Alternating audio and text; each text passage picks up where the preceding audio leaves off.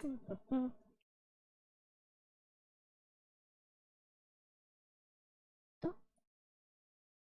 こうして、こうして、こう。そして、これ、どう出して、おー。あと、思ってたよりでかいね。ちょっと待って。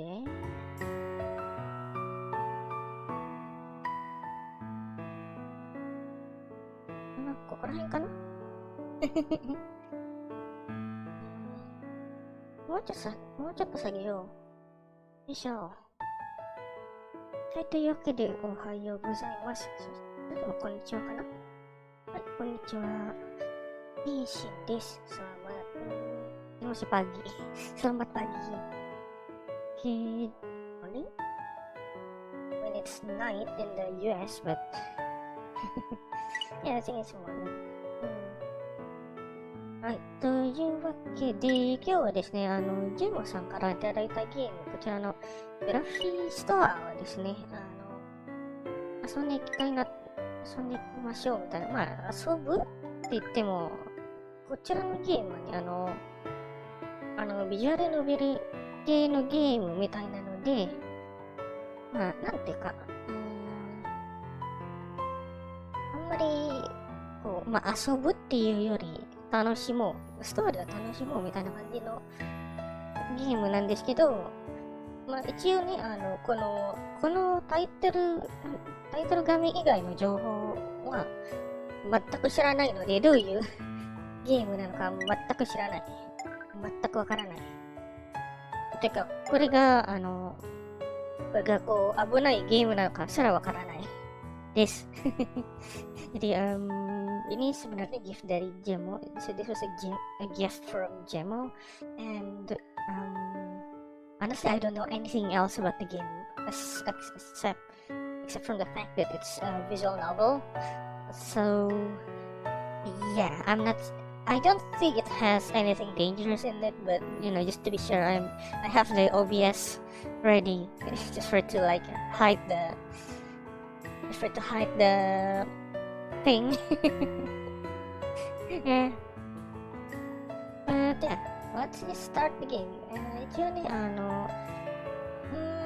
日本語のボイスがついてるみたいなんですけど、もっとね、私の方が、こう、読めない漢字とか避けるために英語でやらせていただきます。So, just to avoid things like me being unable to read the kanji and anything, I'll just start the game in English. But it does seem to have Japanese voice acting, so yeah, let's look forward to that. Okay, というわけでスタートです。ここに決めたわ。チャリンチャリンって。そうだね。一応ボイスがついてくるっていうことは、自分のセリフとか、キャラたちのセリフは読まなくてもいいっていうことかな。Since it has voice, I think it means that I don't need to read out the text for other characters. But let's just start. Starting now. リンヤンかなリンヤンさんが、主人公かなね。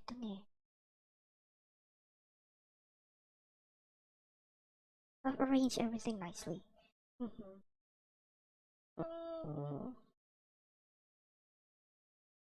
翻訳する方がちょっとめんどくさいと思うんだけど、まあ、読めない方が怖いので、英語にしよう。I'll just read it out in English. So, I think aside from the characters, I'll be staying with English most of the time for today. Okay. じゃあやっていきましょう。I've arranged everything nicely.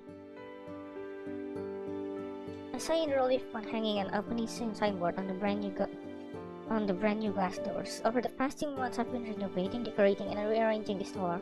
Now that everything is completed, my convenience store is ready to go. From tomorrow onwards, I will be my own boss. じゃあ、急じゃないんだね。このコンビニの店長ということ自体は自分で決めたことなのか。So I mistake from the description, the store description page, because it was giving this feel that this guy is being, the MC is being suddenly being told to be the manager. Wait, then if that's the case, then let's change the title of it. Okay?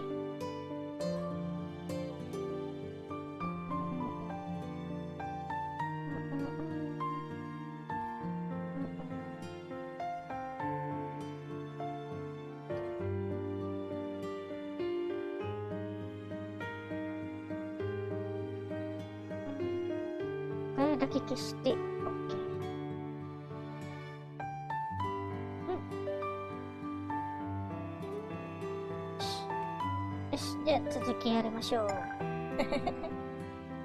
From tomorrow onward, I will be my own boss. Of course, my new life will begin as well.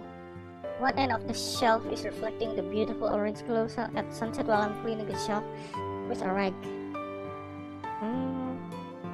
It looks nice and pretty.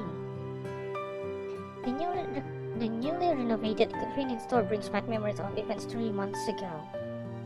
3 months ago? Back then, I was about to graduate from college, so I sent many copies from my resume to various companies. Some of them interviewed me, but they turned out to be a waste of time. Although it felt depressing, I happened to come across news of my hometown. It said that my place recently developed hot springs at its scenic spots and a theme park for tourists to become a showcase model. Hence, I texted my mother immediately after my graduation ceremony. I told her that I was going back to take over Grandpa's store before boarding a train with my entire savings to return to my hometown, where I spent my entire childhood. Oh, when I got off the train, my mother's phone call came. Mother, what's up? So young, indicating familiarity. Is it like the kind of like brother or something like it?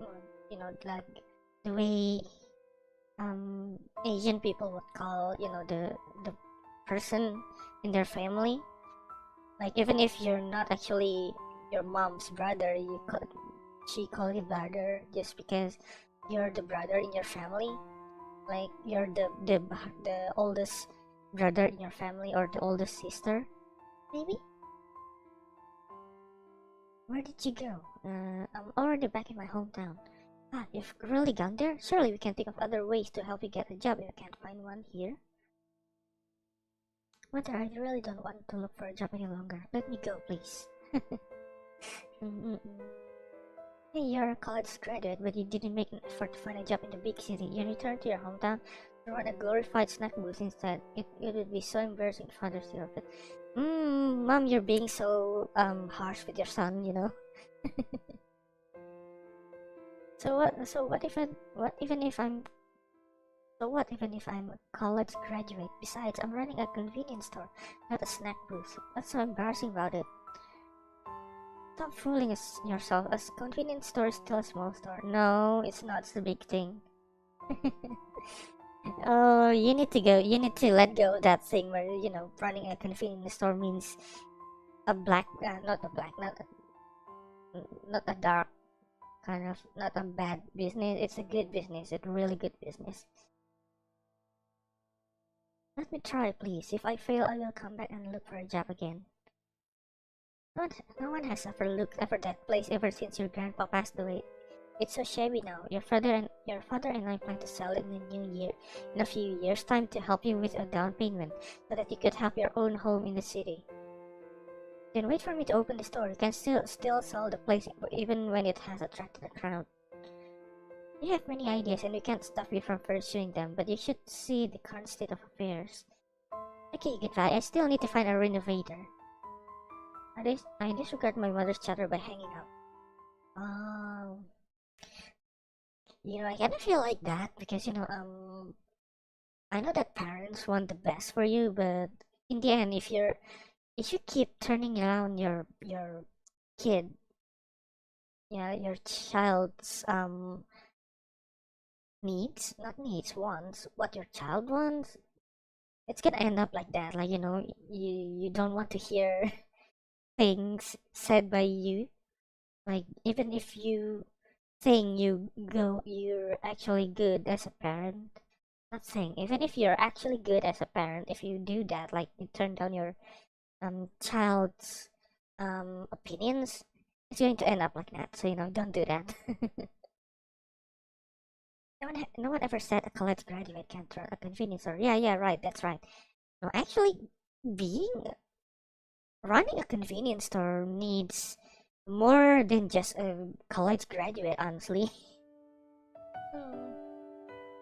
A few people are laughing as they walk past the shop's doors, snapping me back to reality. This small town is no longer the same as the one in my memories, which confirms those news reports I heard earlier. Except for some broken masonry that were left behind on purpose to serve as tourist attractions, the old street and building seems to have gone along with those elders from Grandpa's generation. Once enough time has passed, nothing will stay the same. Yeah, that's right. Things will change. I put the rag aside before moving the goods from the storage area to the store shelves for display. The storage area is located behind the store with only a door in between. Yet it takes a lot of effort to move and sort out the goods before placing them on the corresponding shelves for display. Zaiko とかね。Time to get an assistant. なるほど。I should be thrifty when business hasn't started, that there are piles of goods scattered everywhere, and I have this feeling where I might collapse from exhaustion sooner or later if I don't get an assistant. I remember the boss of a wholesale company gave me several sets of uniforms a few days ago. His daughter studied fashion design, and those clothes were her trial products. Since he only had male employees, the work attire weren't useful to him, so he offered them to me.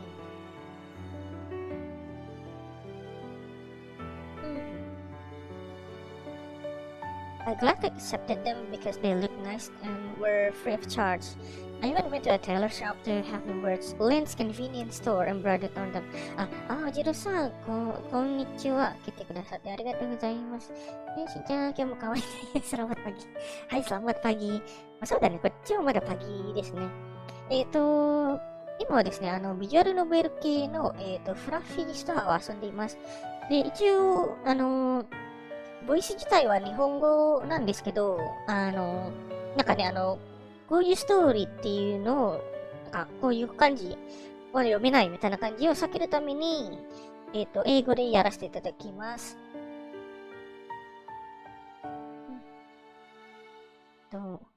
I still have to move the goods myself if I recruit a girl though. なるほど。Tired and sweaty, I stayed at the storage area's back entrance while squinting and staring dreamily at the sun going down slowly. Will I have this amount of free time to enjoy the scenery again tomorrow? Oh, did Grandpa leave any lucky charm behind for the convenience store? Maybe I should find a manekiniko or something to bless my new business. マネキニコの、あれか、カルチャーか。確かにそういう感じの、なんていうか、まあ、都市伝説じゃないけど、まあ、そういう、ね、マネキニコは、商売にいいみたいな感じの、ね、信じるっていうのがあります。まあ、宗教じゃないな、そういうのは。単純に、こういうのはいいっていうね、ありますよね。I get up and head to Grandpa's room. ふもじかさん来てくださってありがとうございます。Selamat pagi. Aku main Fluffy Store. Hello darling. Darling? Halo? Darling? Hai. Terima kasih udah datang. Hai, toいうことで、Suzuki. No. Grandpa's room is on the second floor. Nobody came to tidy this place ever since he passed away. ちょっと悲しいな、それも。Upon opening his room door, a musty odor reached my nose. Luckily, the electric lamp still works. I opened the creaky wooden window at one side for ventilation, relying on the dim yellow light from the dusty lamp to make my way there. Selamat pagi. Selamat pagi. Hari ini mau kasih jokes lagi. Dozo. What's that? My arm seems to have knocked something over when I opened the window and turned around. I gotta change the light bulb. Grandpa's room is full of various knickknacks. Besides his personal belongings, there are plenty of family heirlooms too. I seem to have knocked over a wooden case. Okay, since I'm fated to bump into it, I should check what's inside. I squat down and turn the wooden case over. It has a much thinner layer of dust after I toppled it. The container isn't locked, so I've opened it to see a wind chime lying inside. It looks old. The string holding the wind chime together has already frayed. 3 small bells drop and scatter across the mattress. It sounds nice. I can hang it on the door after repairing it. When customers come, it will tinkle. The ringing sound should be more pleasant than the electronic doorbells with sensors at most convenience stores. そうだね。だからなんだっけあれ、チャイム風船チャイムみたいな感じのものを見つけて、それを、これをコンビニの前に置こう。電子チャイムよりはいいんじゃないかなっていうね。I bring the wind chime to the living room, cut several pieces of packing string to tie the small bells, and begin the repair work. Done. Thanks to my efforts, the wind chime is repaired. How does that item feel about having a new lease of life? Let's see if it works. When I hold up the wind chime, it rotates slowly before me, displaying a different carving on its facet. Its brass color looks radiant under the light from the sun. Oh, a sudden gust of wind blows in through the window, sending the wind chime swaying like a dream from my childhood. Sounds of sweet cakes, fragrant leaves, and the cool summer wind fill my head. I stay still for quite a long time. Suddenly, I feel dizzy. Oh? Cueだね。That escalated quickly. What's going on? I stagger back a few steps before regaining my composure. What happened? 2 girls seem to be sleeping on the floor in front of me. They are breathing at a steady pace with their chests heaving up and down at regular intervals. Hey, am I dreaming? I rub my eyes. Is this my home? I look around while slapping my face. Yes, it's my home. Everything is the same as before. But when I look back at the floor, the unusual sight greets me once again. なるほど。急に女の子が目の前にいるってことか。やっぱりさっきのなんかチャイムが関係してるのかな？ I think it has something to do with the chimes that he had repaired before. Those 2 girls are still sleeping on the floor, no more no less. Wake up? 起きてみたいな。なるほど。No response. They are still lying there quietly. I can't tell whether the old clothes around their bodies are outfits or towels. I can't even see bits of their fair skin through those threadbare rags. A wave of adrenaline surged in my head. I can feel my entire face become extremely hot. おー、ちょっと、おじろさん、ちょっと落ち着いて。ぐっくり。おい、ちょっと主人公さんもぐっくりいっちゃったよ。I swallow my saliva to relieve the hot flash in my hand. Don't think too much, I just need to verify. I put the wind chime in my possession at one side to take a closer look at the two girls. I can see their entire forms clearly. So adorable. But why do they have those weird ears? 確かになんか獣耳ついてますね。The girl with pale purple hair has ears like a rabbit. The girl with long pink hair has a pair of ears like a dog or a fox. こちらの右の子はなんかウサギみたいな耳で、ピンク色の子はなんか犬かキツネ耳みたいな感じかな。Furry and warm. I touched their ears separately. They actually felt like living things. What on earth are they? なるほど。I exhale in fright. This doesn't look like anything a human would have. Oh, Krista. I tried to lift their ears again. Suddenly, the girl with fox ears groaned softly. びっくりしすぎでしょ。Surprised, I suddenly stepped back. Unfortunately, my body didn't listen to me. I ended up sitting on the floor instead. This time, the two girls wake up as they look at me sleepily. You've woken up, but don't look at me. I know nothing. なるほど。結構慌ててますね、主人公。I quickly composed myself to hide my improper behavior earlier. 誰？ Who? なるほど。おー、かわいい。They still seem groggy. Who are you? 私たちは。Oh?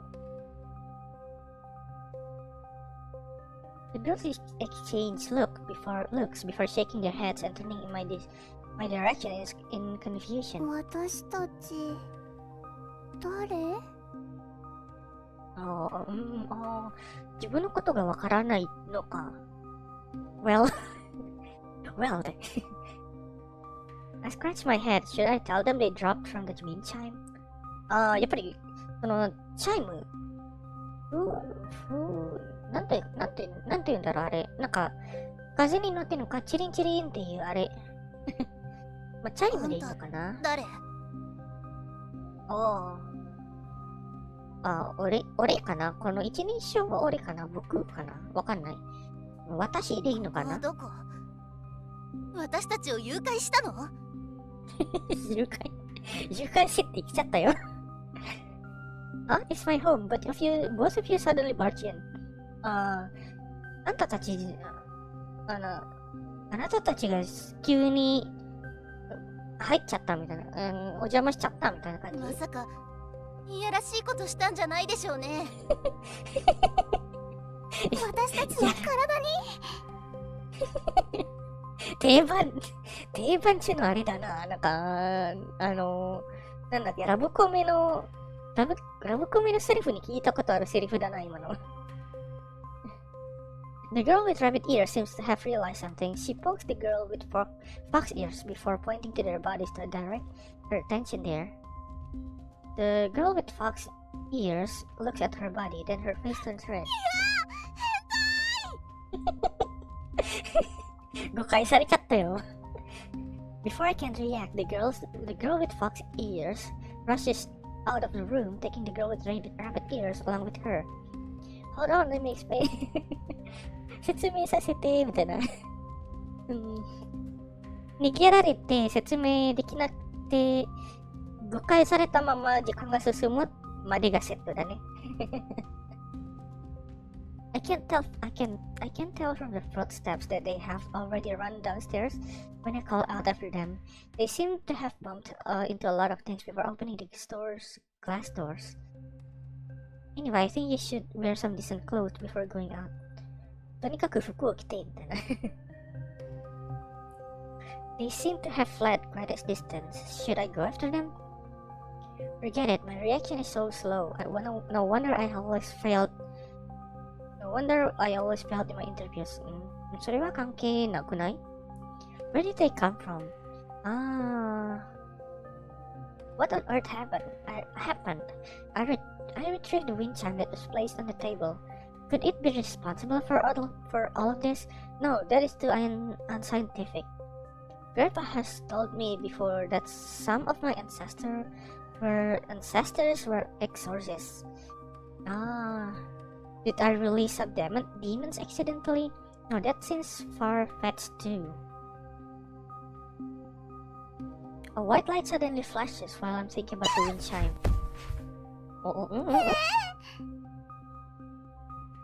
Eh?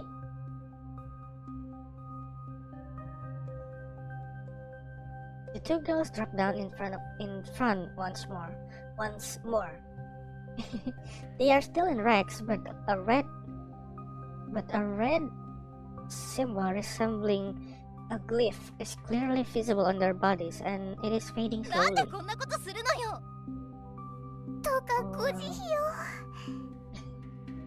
Yeah. The girl with fox ears is glaring at me, whereas the girl with rabbit ears is looking meekly at me. I didn't do anything. 私は何もしてませんよって。I quickly raise my hands to show my innocence. Come on, it's my own home. It's my own home all alone. やめてください。この部分だけくり抜くとなんか危ないゲームみたいな感じですね、これ。The wind chime swayed and jingled when I raised my hands. Both girls immediately looked pain at the same time. なるほど。その、チャイムがやっぱり関係してるんだね。Seems this wind chime really has something to do with them. Sorry, I didn't mean to do that. I put the wind chime down どうした gently. ら解放してくれるの？解放? I didn't stop you two from 捕 leaving, まえて right? はいないけど、その風鈴で私たちをここに閉じ込めてるんでしょ？風鈴。なるほど。風鈴か。閉じ込む。はい。私たちがここを出て、あの透き通った門のようなものを開いた途端、頭の中に鈴の音が響いて、気づいたらここに戻ってきていたんです。なるほど。No wonder they popped back here, even though they should have fled for quite a distance. But I found a wind chime by accident today. If it isn't mine, and I don't even know how to use it. どういう意味？私たちを解放する気がないってこと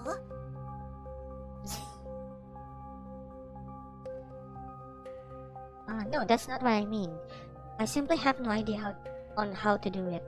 This thing is probably a family heirloom handed down by my ancestors, and it doesn't come with an instruction manual. これがなんかご先祖様からの預かり物っていうか、ね、昔に預かった、ご先祖様の、もので、なんていうか、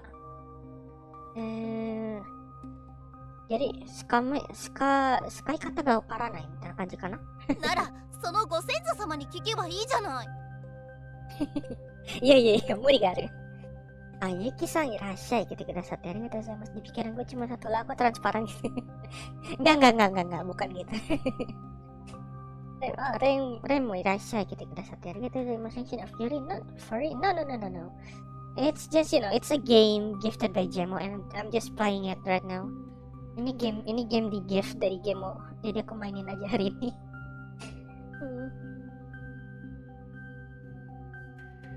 Where to find them? They have passed by どうい a う long こと time よ。 now. ご先祖様っていうのはそういう意味だよ。Ancestors means they're already 亡 long くなっ dead. たってことだよ。察しがいいね。One of my ancestors captured them, yet he didn't kill them. He just sealed them inside the wind chime instead. Instead, I wonder why. They might have committed minor offenses as demons, and my ancestor forgot to release them after he became busy with work later on.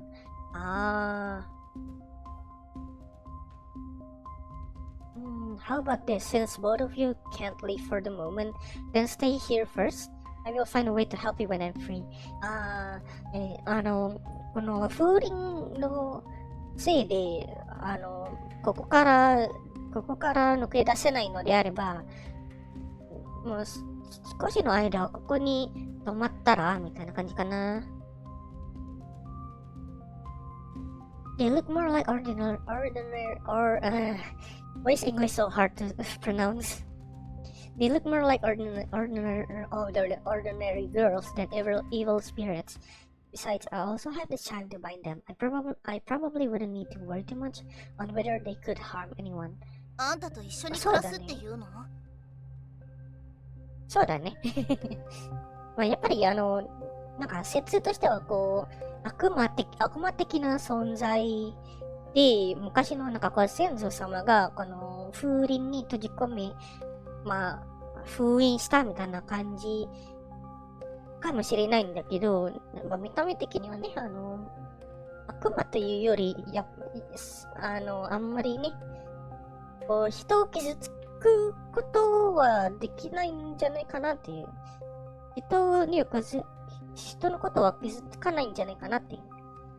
おじさんのお家に泊まるかいなんかおじさんとか、そういう感じの、でも、そうだね。雰囲気的にはそういう感じになるね。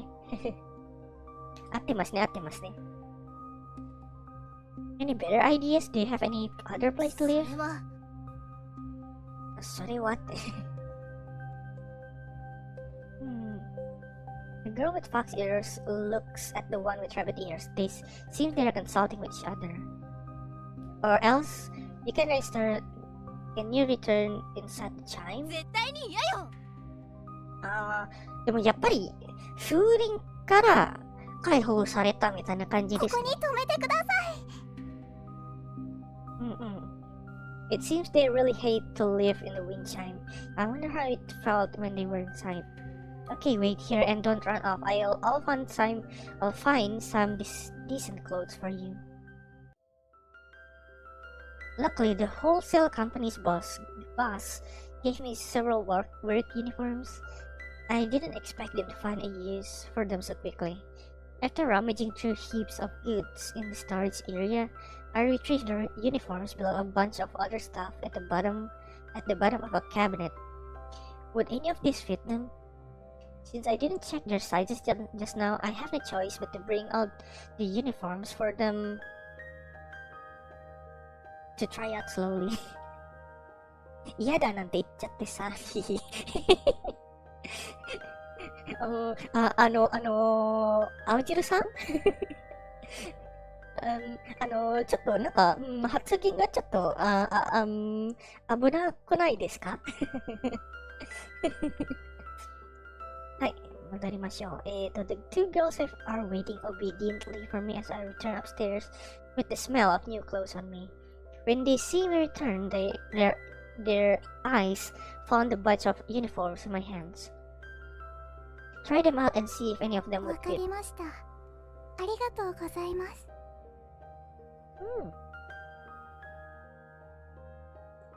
You're welcome. よく見たら、右下にこのボイスっていうのがありまして、これ、やっぱりあれだね、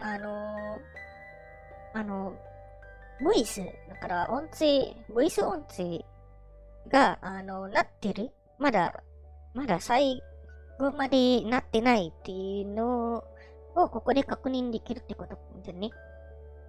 So you can actually find out if the voice is still halfway or it's already finished from this thing on the bottom right. 危ないおじさんロールプレイを楽しんでます。なるほど。じゃあ、危危ない汁ということで。うんうん。そこで突っ立ったまま私たちの着替えを見るつもり？Of course not. I'm going downstairs. Please call me when both of you are done. I put the clothes on the floor before heading down to the base of the staircase to wait for them. The rustling sounds of the girls changing their clothes, along with some grumbling in between, reach my ears from upstairs. 変な匂い。そうだね。でも私たちも少し匂ってるような。匂う。たく、もう一回全部着てみる？よくないよ。全部に匂いがついちゃうでしょ。Is this girl going to mark her down? いや。着替え、レイジのチャンネル版の聞き。いや。見せるわけじゃないので、大丈夫。I'd better take all the clothes to wash later. 何これ、ややこしいな。どうやってつけるのよ。多分エプロンだよ。手伝ってあげる。エプロン？終わったわよ。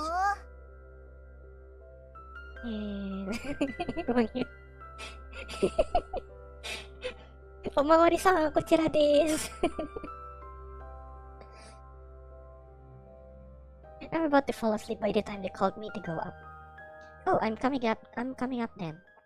They took a really long time. All girls really changed their clothes so slowly. I don't think it's that. It's more like they are not used to. Oh, ちょっと見たい。よいしょ。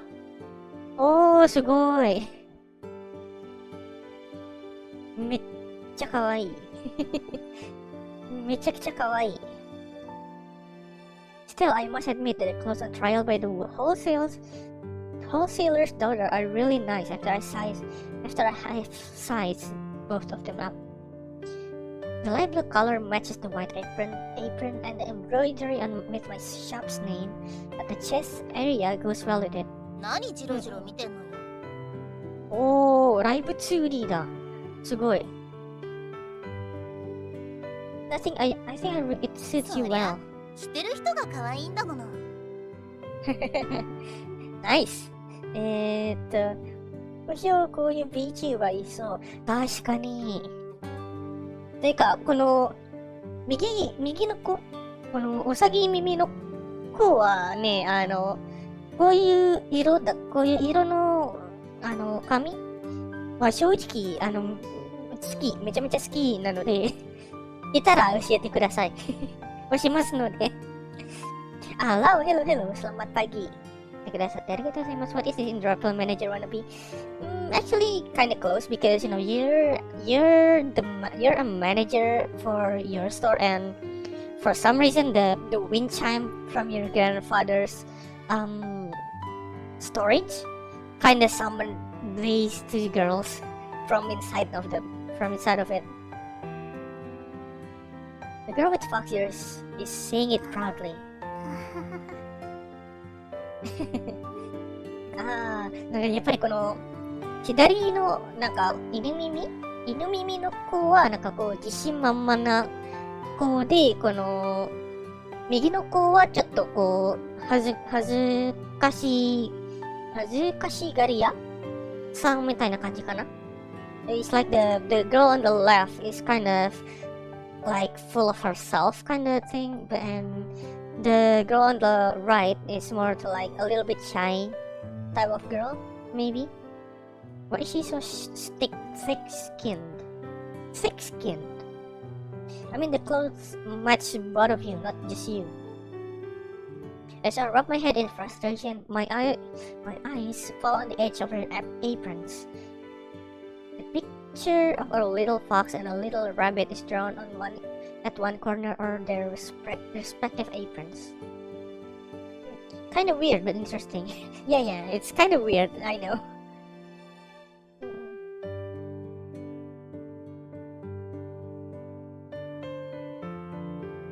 What are 可愛いで those? しょ？どっちのエプロンかわかるように描いたの。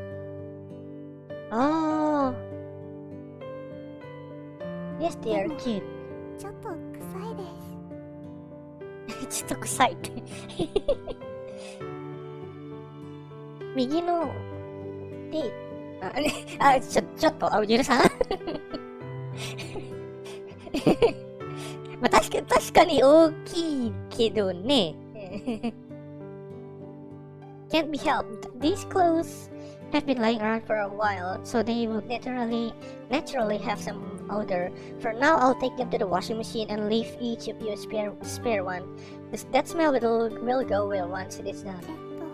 そうじゃなくて、私たちも。なるほどね。ちょっと自分も臭いっていうね。Is this a visual novel game? Apparently it is. So this game is actually a gift from Gemmo. So I'm just trying it out to see what kind of game it is now.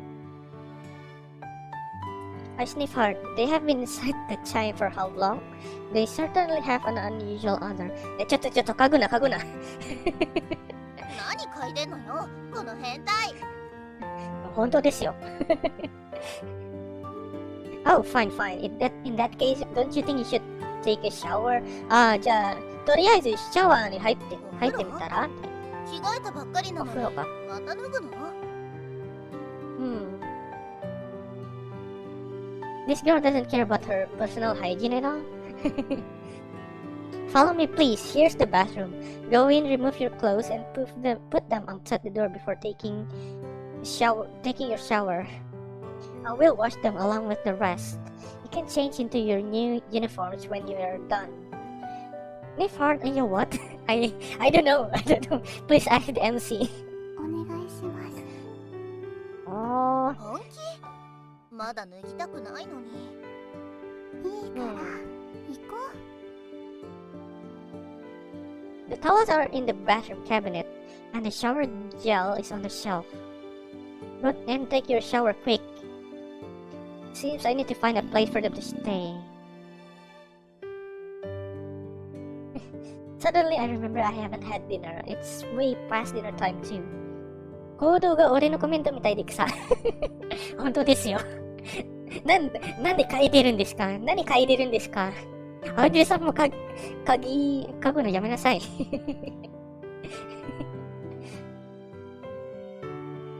I should whip up something to eat. God, please forgive me. Are you doing that as well? Please don't. The kitchen is on the second floor too. It has a spacious design and is connected to the living room. I wonder whether they could eat these. I prepare some finely chopped meat and vegetables before throwing them into a pot of boiling water and covering it with a lid. Then I cook some noodles with the other pot. I should cook their share too. I can always keep the reminder for breakfast tomorrow if we can't finish it. I wait for the water to boil before pouring all the noodles into the pot. 何してんの？ Oh. Just when I'm about to bring the pot of soup noodles to the table, the girl with fox ears pops out from behind. Exuding the shower gel fragrance even though less than 15 minutes have passed. Hey, you're done? That's fast. 長い時間お湯に浸かるのは苦手なの。これ何？ So are they humans or rabbits or maybe hobbits? I'm pretty sure they're kind of like, the kind of well, I think you can say furries maybe. I'm cooking noodles. そうじゃないわね。Never mind that. Humans take this kind of food. Can the two of you eat it? 当然じゃない。どうして食べれないと思ったの？いや、さっき美味しくなさそうって言ってるからでしょ。That's good. I was worried you might be different. Look at the ears on your head. 耳？これは。The fox girl droops her ears as if she wants to hide them. なんか隠そうとしてるかわいい。とにかく、あんたたちが食べられるものなら、私たちも食べられるわ。ああ、でもこの文章からして、この humans っていうのを言ってるから、やっぱり自分のことはなんか人間としては認識してないね。So they're not, they're not specifically saying they themselves are humans. So there might be something close to like, kind of like, I don't know, kind of yokai maybe? She seems upset and turns around to leave after saying it. Oh no, sometimes being different isn't necessarily something to feel proud about. People might avoid them instead. I put the pot on a wooden table, then the three of us sit around to have dinner together. I'm afraid I can't offer anything sumptuous. Just eat what we have for tonight. そんなことないです。とても美味しそうな匂い。かわいい。お腹空いてるだけじゃないの？Bring a bowl here and I will fill it with noodles for you.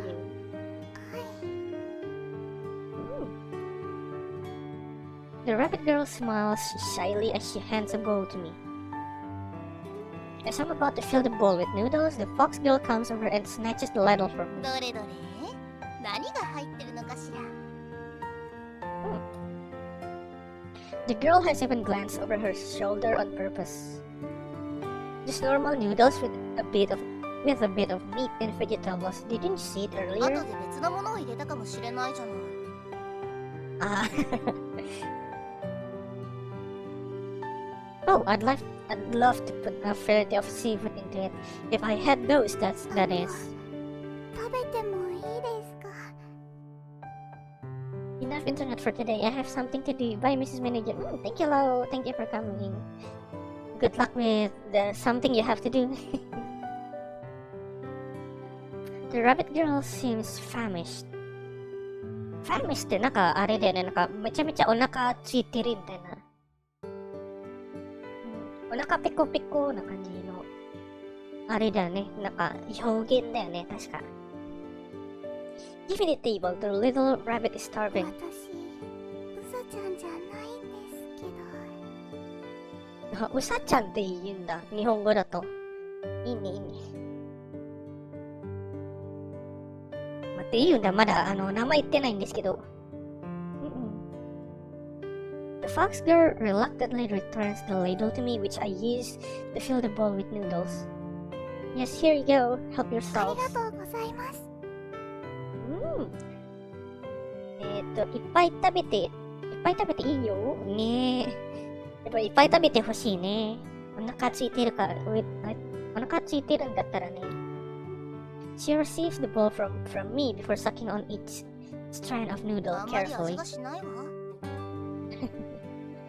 The fox girl begins to eat the noodles after filling a bowl by herself. That's how it goes. Right now, my convenience store hasn't opened up for business yet. We have to live frugally and bear with it for now. Oh, I'm sorry for what happened earlier. 謝ってる。さっきのことで謝ってますね。I scratch my head. ああ、いいのよ。The fox girl didn't answer immediately, but her ears are shaking on giving her どう reply. したの？なんでもないわ。Now, do you mind telling me about yourselves? You can say anything you like too. 私、何にも覚えてない。私も思い出せな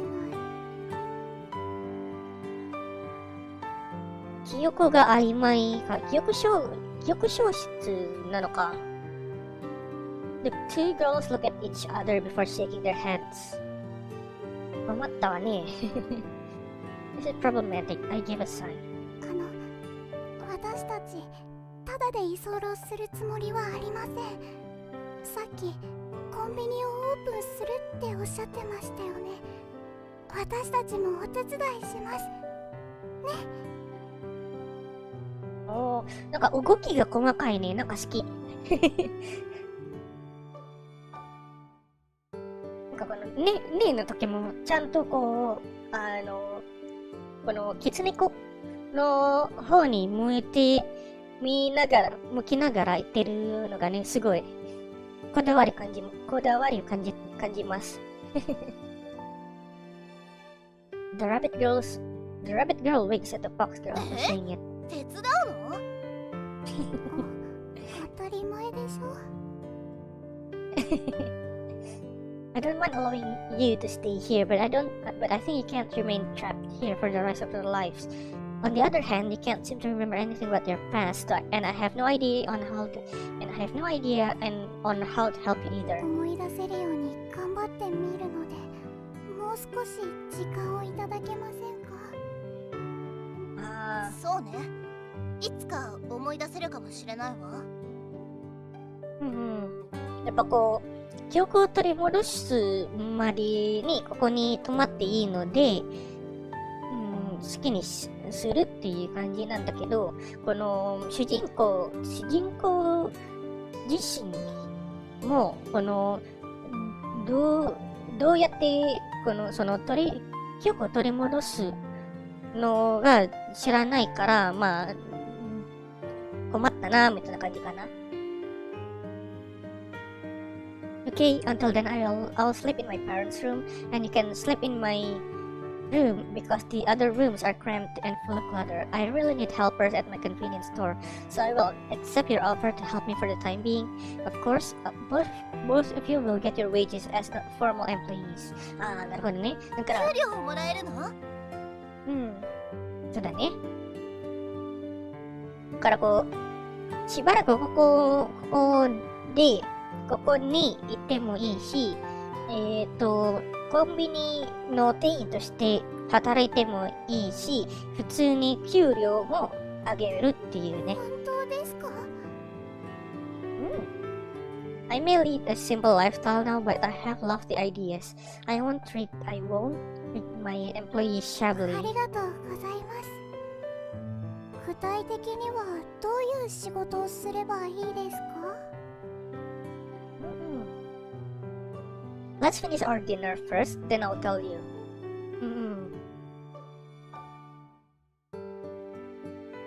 Afterwards, I bring them to the convenience store downstairs. The store looks like this.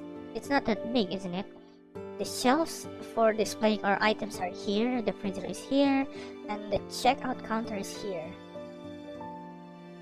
I point each part of the store to them. 私は何をしましょうか？The rabbit girl looks rather reserved, such that it might be a hindrance if I allow her to serve customers.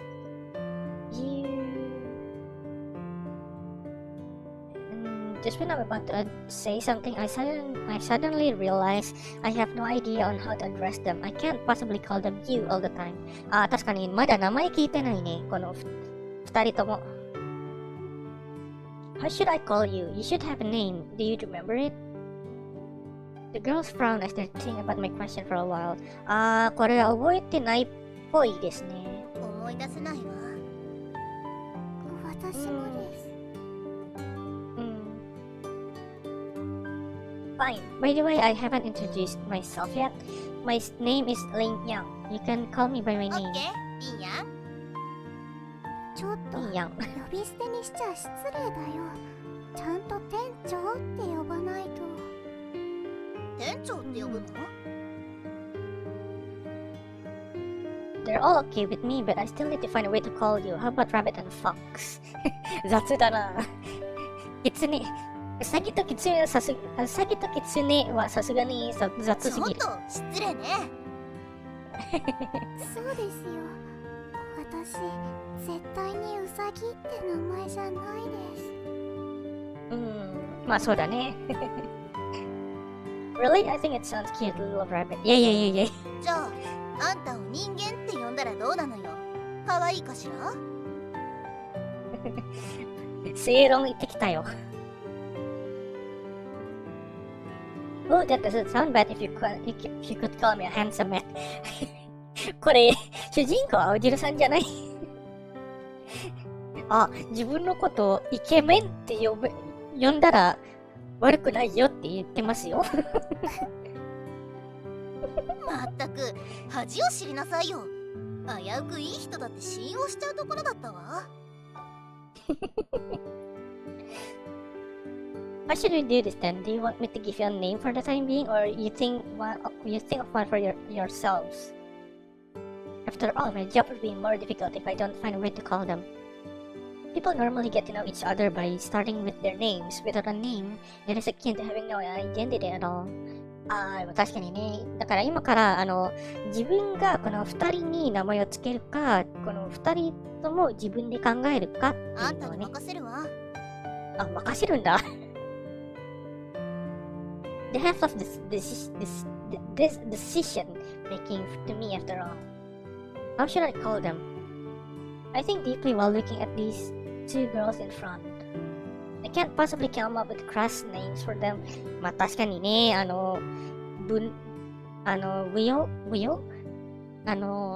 下手に名前考えるのはさすがにまずいね。Then my eyes fall on the shelves of snacks around me. Oh, I know. I point at the fox girl. Your name is Cherry. Cherry.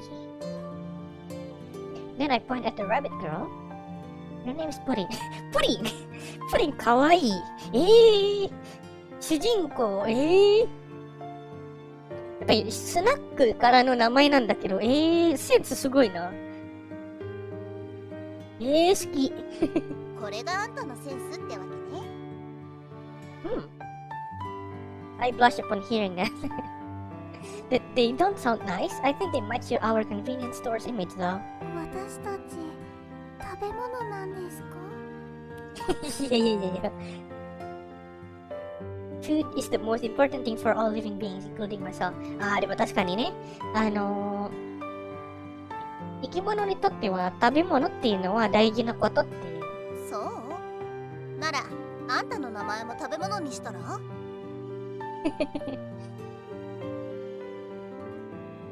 Cherry begins to open a packet of snacks she grabbed from somewhere while arguing with me.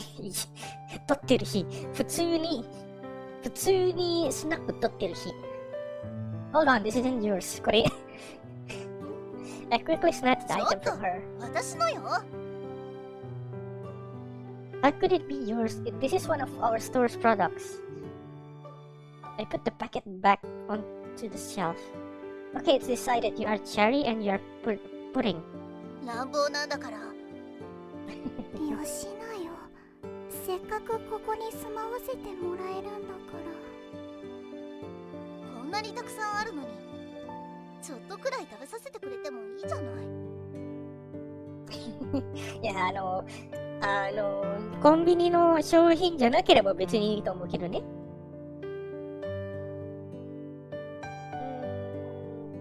I feel a bit guilty when I see Cherry's crestfallen face. After all, they have just emerged from the wind chime, and anyone would probably forgive them for being ignorant on how the world works. Sure, it wouldn't matter that much, but I will have a harder time in tallying the store's accounts if you simply eat them whenever you like. Cherry lowers her head in silence. Although I don't think she can understand everything, she probably knows I'm serious. Next time if you want to eat something, just tell me. Kawaii. 落ち込んでるからのこれが早いね。立ち直りが早いね。The girl looks up excitedly upon hearing me say it. She grabs the packet of snacks that I've placed back on the shelf, tears it open, and helps herself to the snacks inside at lightning speed with a cocky attitude. お前、ちょっとあんた。Somehow I get the impression that I might have fallen for her ruse. 完全にそっちのペースに流れてますね。店長は優しいんですね。プリンちゃんは優しい。Pudding is smiling brightly at me. Okay, I will record what you ate and dock your wages for this month. ケチ。It took me a long time to explain things to them, but I still haven't assigned their roles. Pudding, you can work as a cashier. Do you know how to count? はい。一応は。知ってるんだ。Don't worry, you have the computer to handle some of the work for you. I can also help if you really need it. You shouldn't have any problems at all. パソコンですか？わかりました。あ、これもしかして、でもそっか。風鈴から出てたから、もしかしたら、この、パソコンという概念自体もまだ知らないのか。Pudding doesn't seem exactly confident. Cherry, you look outgoing. You can work as a saleswoman. Your job is to ask customers if they need anything and lead them to the corresponding shelves. わかったわ。いっぱい買い物させてやるんだから。She's so conceited, which can be worrying. Alright, wait for me at the checkout counter. I will show Cherry around and help her get acquainted with this place. はい、わかりました。Next, I walked Cherry through the store layout and how those items are displayed. She keeps nodding at one side. I can't tell if she has memorized everything though. Remember, do not eat any of the stuff on display here. If you do that, I will dock your salary by twice the price of the item. ここの商品のものは勝手に食べるな。そうしたら、あなたの、給料から、この商品の2倍の値段から、その、給料を引くぞ、みたいな。You can walk around a couple more times to familiarize yourself. はーい。Sorry to keep you waiting. Pudding is standing still at the checkout counter when I return there. First, I will show you how to use the cash register and the code scanner. わかりました。I turn on the cash register before teaching Pudding how to use the barcode scanner. Look here, point this thing at the barcode, press and hold the button for a short while. Oh. And the cash register display will show the price for each item. はい。 Enter the amount of money you received from the customer on this thing and it will calculate the difference from the total price. Then press this button to give change to the customer. はい。 Repeat what I did, please. 私がですか？ Yes, otherwise how do I know whether you've learned to use it or not? さっき教えたことなんかやってみてみたいな感じですね。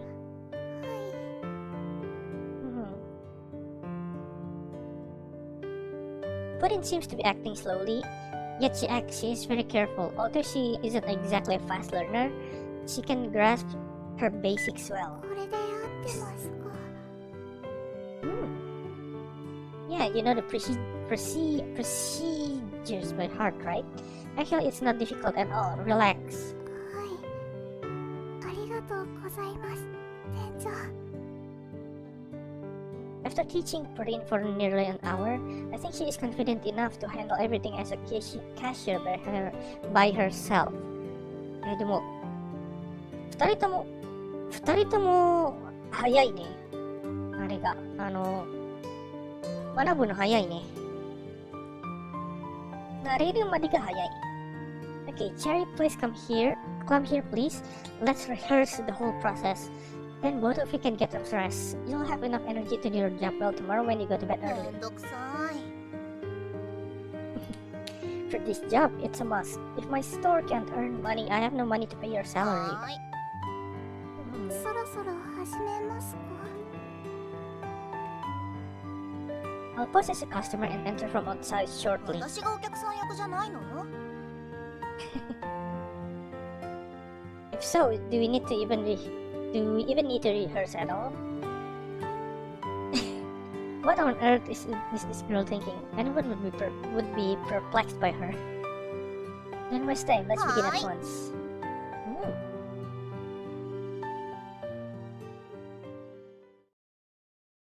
step out of the convenience store, straighten the hem of my clothes, head straight inside. Why do I feel so nervous in my own shop? ようこそいらっしゃいませ。Wooden stands to attention with a smile at the checkout counter beside the doorway when I enter the store. Good, they smile extremely charming, and I'd give her 120 marks for it. 120点をあげたいって言ってますね。I smiled back at her sheepishly. Next, I pretend to walk towards the bakery section. Then she approaches me with a sinister お客 smile. 様、何をお探しですか？ここにはとんでもない品物がございますよ。他じゃとても手に入らない品ですが、当店ならお買い求めいただけます。他の人には内緒ですよ。さあ、こちらはいかがですか？ちょっと怪しい店のCherry begins to promote a bag of clothesじゃない chocolates in a weird manner after grabbing it from the shelf. Back then when I streamed this game, then I fall asleep when the yabe scene appears. Oh wait, there's something like that? Okay, then I need to be careful, I guess. That's just a bag of ordinary dark clothes. Chocolates? No, why do I keep saying clothes for chocolates? That's just a bag of ordinary dark chocolates. But the way she's doing it could give anyone the impression that the snacks wrapped in gold-colored tinfoil inside are some sort of hazardous item with mysterious powers. なんかね、確かにね、ちょっと危ない雰囲気のものみたいに言われてますね。Stop. Come on, we're not a black market dealing with illicit stuff. Just give me a warm, personable smile and say, "Welcome, may I help you?" That's enough. This girl looks rather cute. Must she say things in such a weird manner? Oh, you don't know? No, I don't know. I literally have no idea what this game is about. But you don't have to tell me when it is. I'll hide the game when it's happening. Don't tell me this girl was imprisoned inside the wind chime because she used to sell prohibited goods. I glance over my shoulder to see Perrin still smiling at me from behind the cash register. Maybe she was dragged into this too? Phil, try again. Cherry sounds upset. Try doing it well. You can rest when we're done. You might even get a reward. ご褒美？このチェリーちゃんちょろいな。Cherry becomes excited on hearing that word. It depends on the performance. I step outside and re-enter the store, my heart palpitating. ようこそいらっしゃいませ。プリンちゃんかわいい。Puddin still has such a fascinating smile at the checkout counter. I head towards the bakery section. Cherry slowly comes over from behind the いらっ shelves. しゃいませ、お客様。何かお探しですか？Oh, いいねいいね。Her smile is so gorgeous and her voice is so beautiful that I freeze at once.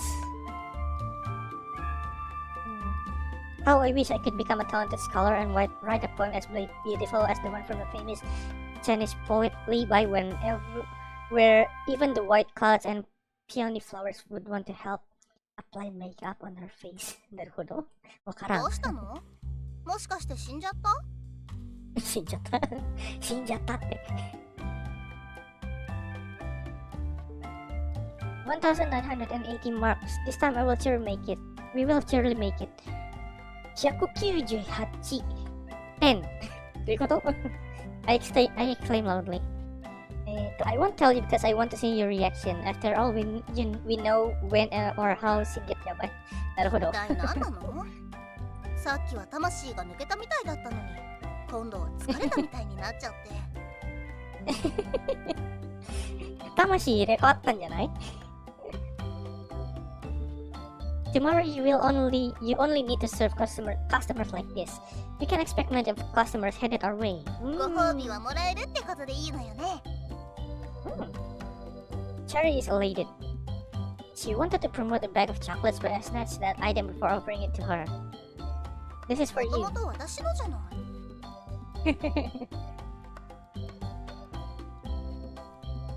Cherry pouts unhappily. Anyway, my convenience store is now ready to open officially. I tidy my old room and move most of my personal belongings to my parents' room.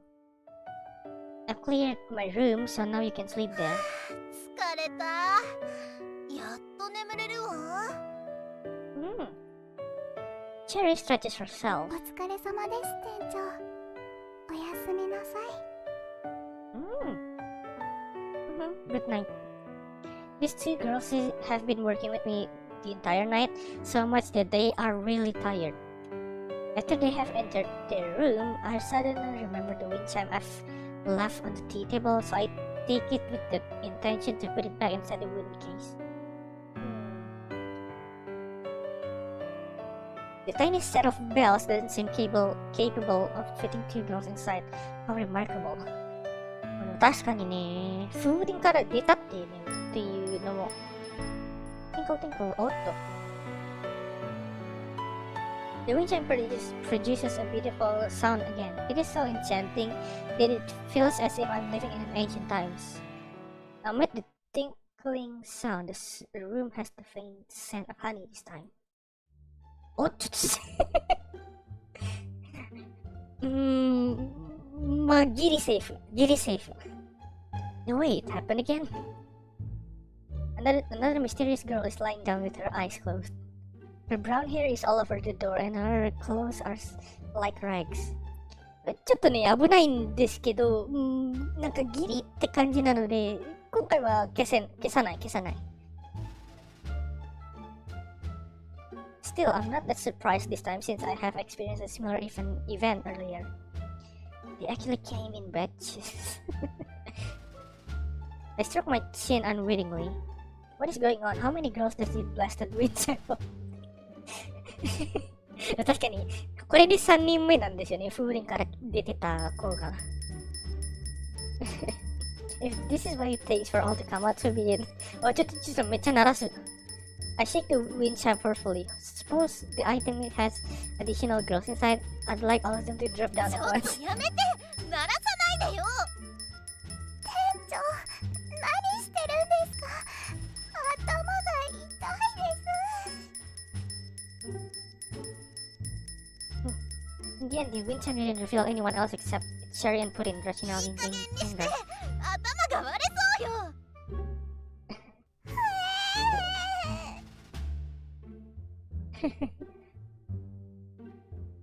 sorry. おひょーおじさんの家に泊まってください。ちょっと危ないおじさんがいますね。コメント欄に。sorry. I have no choice but to put the wind chime aside. How come the two of you would get a headache whenever I shake the wind chime? でも確かに二人ともあれだね、風鈴を鳴らすと、なんか、頭が痛くなるっていう、頭痛をするみたいですね。そんなの知るわけないでしょ。Cherry exclaimed furiously.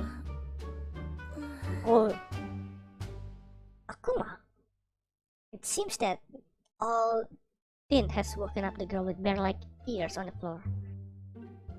When I look at her, she stares back at me with her golden eyes. She's blinking like an innocent kid. You あ are... なたたち、誰？このくだりいいんだよ。さっきやったんだよ。Before I can ask my question, she opens her mouth first. Do you know her? I turn to ask the chair and put it, but they shake their heads. Okay, let's introduce ourselves. You're in a convenience store. My name is Ling Yang, and I'm the store owner. The three of you emerged from this wind chime. Both of them came out before you. Now they are my employees. This one here is called 風 Cherry. 鈴？チェリーはあくまで一時的な名前よ。自分で考えるなら絶対別の名前にするわ。全然可愛くないし。Then you can think of a nice name for yourself. 絶対いいのを考えてやるんだから。私はプリン。同じく一時的な名前です。What if you hate the names I have given you so much? そんなにあげた名前が嫌いかみたいな。そうじゃないと思うな。Whatever, now that we have introduced ourselves, do you remember who you are? The girl in front fronted for a long time before raising her head to look at me. 私、誰？結局これ。Yes, I thought as much, since she also emerged from the wind chime, but I decided to try my luck anyway. Puff, I will call you Puff for now. とりあえず Puff って読むね。と呼ぶね。チェリー、プリン、パフって感じかな。パフ Since I have already given Cherry and Pudding their names, I should think of a similar one for her along with their slides. 私のこと知らないのに、どうしてシュークリームだってわかるの？あ、シュークリーム？英語と日本語違うのか。シュークリーム？あ、でも確かにそれだったら納得だね。Then tell me, what is your name? Thanks for a while. シュークリームでいいよ。あんまりいい響きじゃないけど。この人のネーミングセンスはこんなもんなんだから、期待するだけ損よ。おー、ちょっと待って、なんか攻める側が増えたぞ。店長はそういう名前ばっかりつけて、何か深い意味でもあるんですか？確かに。それは店長には深いお考えがあるんでしょ？おー、ちょっと煽り気味で出ますね。There's nothing behind those names. I just thought of them at the spur of the moment, and they are rather easy to remember. What's so bad about it? 確かにね、名前としては別にいいんじゃないかな。前は生き物にとって食べ物が一番大事だからって言ってたのに、話が違いますね。Right, it means all of you are very important to me. あー、ちょっと言い訳してますね。限らないんじゃない？私たちを食べちゃうって意味かもしれないわ。食べちゃう？本当に食料にするつもりなんじゃ。非常食にされるのよ。家にあるものを全部食べ尽くしたら、次はきっと私たちの番なんだわ。非常食。本当にYou should fix those weird thoughts of yours. Put it, you'd better stay away from her. プリンはそのチェリから離れな何言ってるかわからない。もう言っていい？言っていいって。シュークリームは、the Puff was quiet when after Cherry interrupted the conversation, but now she is speaking in a cold voice. Hold on, you should wear this one of those first. I point at the massive pile of clothes that Cherry and Pudding left behind after they tried them out earlier. どうして服を着るの？どうしていや、来てよ。I'm not forcing you to wear them, but are you really okay with the way you look right now? Puff looks at her bunny. 何か問題ある？ああ、そういう感じ。恥ずかしがらない感じ？やばいです。やばいね。Thank you. The girl seems much dumber. ちょっと言い方。Well, how should I explain to her when she's okay with it? バカね。そのままじゃこの人が発情しちゃうって言ってんのよ。こう見えて本当はけだものなんだから。いや、誤解です。Why you're maligning me? I'm a decent person. ちゃんとした人よ。私たちが気を失ってる間にどんなにジロジロ見られてたかわからないわ。I didn't. 目を覚ました時、してます。ものすごく近くにあんたの顔があったじゃない。I really did it. It's really refusable. わかった。You should consider. This girl got the drift, or she was frightened by Cherry's warning. どれを着ればいい？ I can't make that decision as long as it fits you. うん。Once you've decided on your clothes, take a shower. Puff, Cherry, and Parent, please bring her there. I'm going わ downstairs. かりました。服を着替えろとかお風呂に入れとか変な趣味でもあるんじゃないかしら。いやいや、趣味じゃないでしょ。Come on, it's for your own good. あなたたちのためでしょ。No troublesome. あ、やっと終わったかな？おー、いいねいいね。かわいいじゃないか。Should I call 911? No, it's okay, it's okay. I can manage. When I return to the living room, Puff has taken shower and changed into her uniform. She smells as nice as Cheren put in. I still glance at this girl with bare ears. It's hard to read her mind since she looks so impassive. Or maybe she has nothing in her mind right now. またジロジロ見てる。I just want to know whether it fits her. シュークリームが一番可愛いとか思ってるんでしょ。No. I'm dealing with Cherry and examining the wind chimes bell at the same time. Each of them has small blotted words engraved on it. Demons can bring disaster, and this object is to guard against them. 風鈴のところに、高い文字が書いてて、悪魔は、理災を及ぶもので、このオブジェ、この風鈴は、その彼らから守るものとして使えるみたいな感じかな。お守り誰が一番可愛い？それ、初日でやるくらい？ I look at the three girls beside me again. All of you are charming. みんな可愛いね。Besides their animal ears, all of them seem harmless, and they don't look like malevolent entities from ancient times. もう行ってい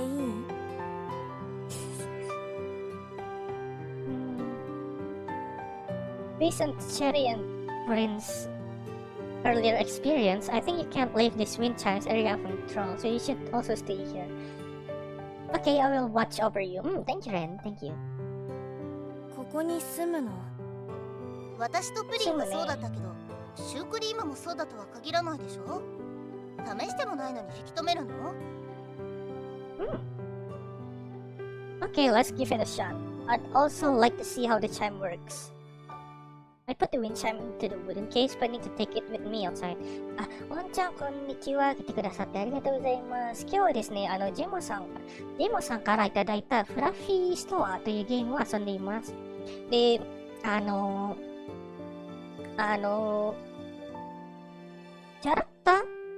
ラクター、ボイス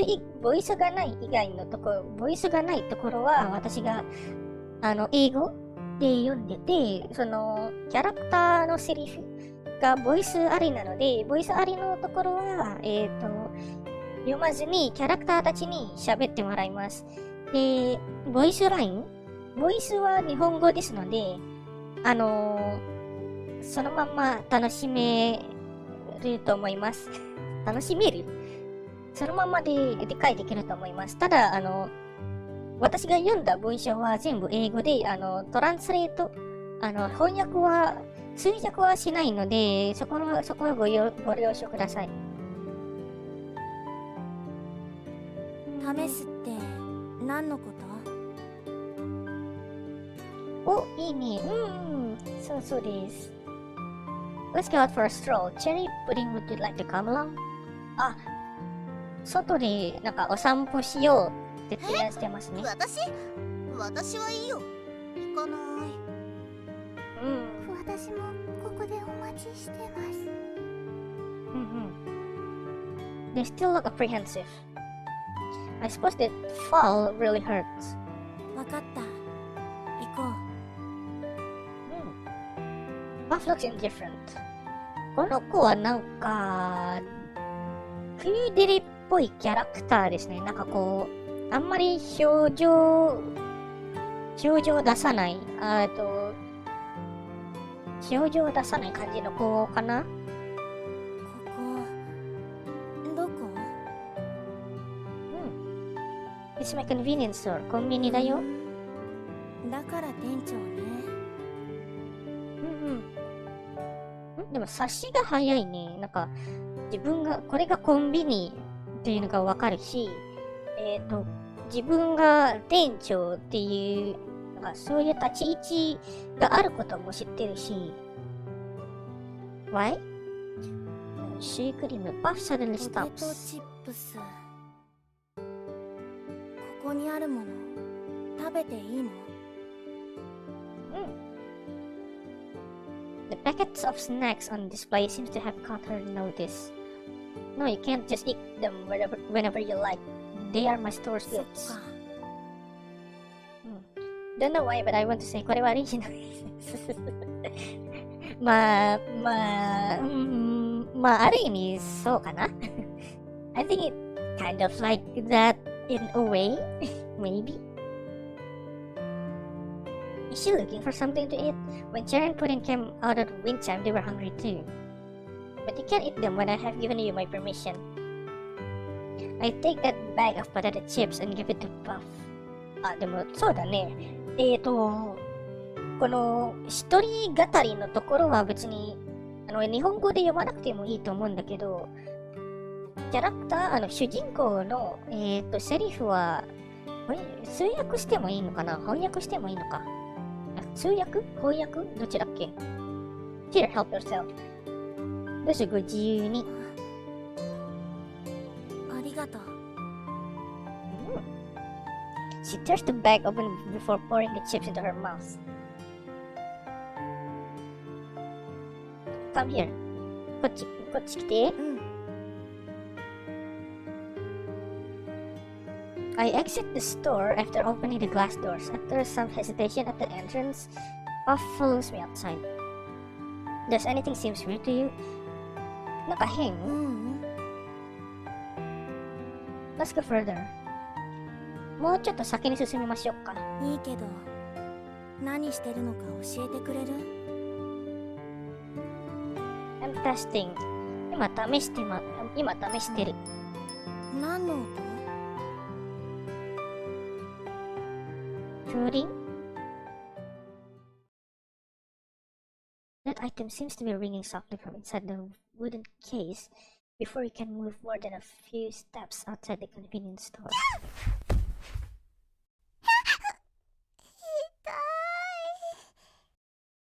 あなたたち、どこから？毎回私たちを転がらせてわざとやってるんじゃないでしょうね。店長、どうしていじめるんですか？私たちただ座って待ってただけなのに。Sorry, I just wanted to check on the wind chance mechanism. ごめん。風鈴の、構造を試したかっただけ。そんなの知らないわよ。この償いは絶対にしてもらうんだから。償う。そうですよ。私たちを使って実験するなんて。何を試したの？二人が急に現れたことが私にも関係あるの？Yes, it has something to do with all of you. No, I can't say this, but if you're beyond a certain distance from the wind chime, you will be forcefully teleported back to this artifact. The range is approximately a few steps from my store. On the other hand, everyone can also go out with me if I bring it along. ワンちゃん、翻訳は文章メインかな？通訳は会話メインのイメージ。今回は文章だからどちらかというと翻訳の方かな？なるほど。ありがとうございます。翻訳ということです。ということで、これはあなあなたたち全員に関係してる。この、風鈴からある程度の距離を離れると、この風鈴の近くまで、強制的にテレポートされちゃう。そしてそのエリア自体は、この、なんていうか、風鈴がコンビニの中だったら、このコンビニの数ステップぐらいが、マックスかな。逆に、その風鈴を、この主人公がその風鈴を持ったら、みんなついて、みんな外に出れるみたいな感じですね。持ってないと出られないの？I suppose so.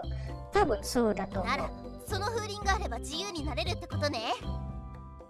う。なるほど。何してるの？Cherry suddenly lunges at me to snatch the winch chime from my hands. Oh, but she stumbles back before she can touch the chime as though she's hit by an electric shock. Cherry! あれ大丈夫か？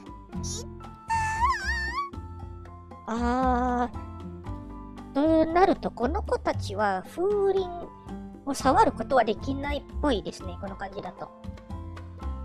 It seems that there's a safeguard mechanism, so none of you can touch it. やっぱりそういうね、防御メカニズムみたいな感じがあって、みんなは触れないっぽい、ね。店長のご先祖様って本当にひどいわね。I have a general idea on how the wind chime works. Let's go back. 大体、風鈴の大体の構造は分かった。じゃあ戻りましょう。私も帰るの？ Of course, although I don't mind if you'd like to stay here and allow the chime to teleport you back by force. もちろん。あなたがここに行って、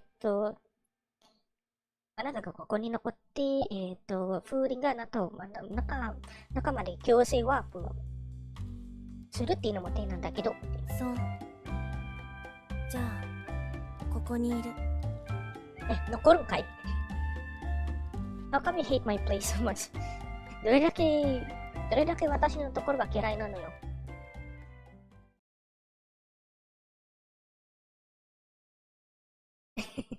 When we return to the second floor, Puff also falls down in front of us as expected. It seems the wind chime isn't giving you any privileges. 風鈴はあなたにチャンスを与えないっぽいですね。She rubs her head as if she still doesn't know what happened. どうして？ I'm not too sure, but ちょっとわからないけど、I turn over the small bells on the wind chime to show them to Cherry, Pudding, and Puff, and draw their attention to the small blood red words. 何よこれ。なんだか少し怖いです。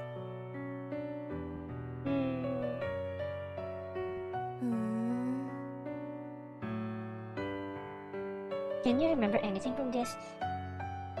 これを見てなんか覚える？わからない。何も思い出せないわ。なんか思い出したことないって感じかな。プリンは？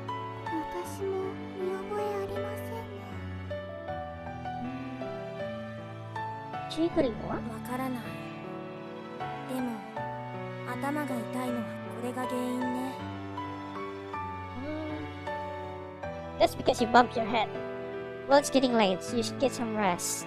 When I have time, I'll see whether my ancestors left behind any records.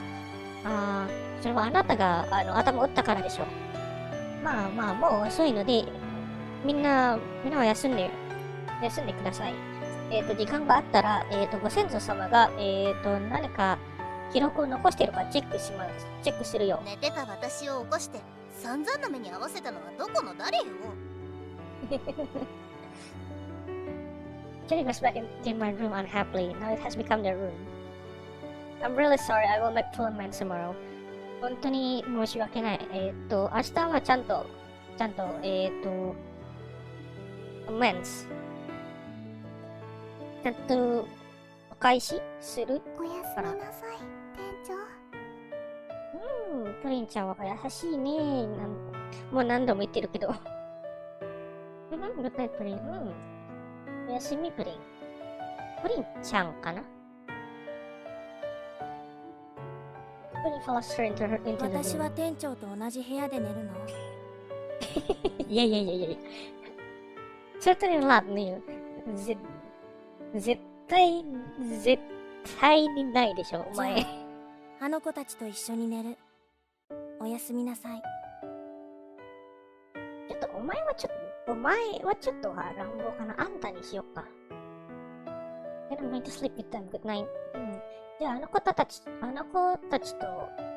寝る。そっか、これ、シュークリームセリフだった。Yes, good night。おやすみなさい。Puff turns around and follows Sherry and Prin to their room. It's a bit cramped for them, but it can't be helped. My room is the most spacious one in this place. The commotion in the living room has died down now. I sit on the sofa and gaze at the wind chime. They were sealed inside for so many generations all this while. How come they suddenly showed up? Perhaps I shook it a few times?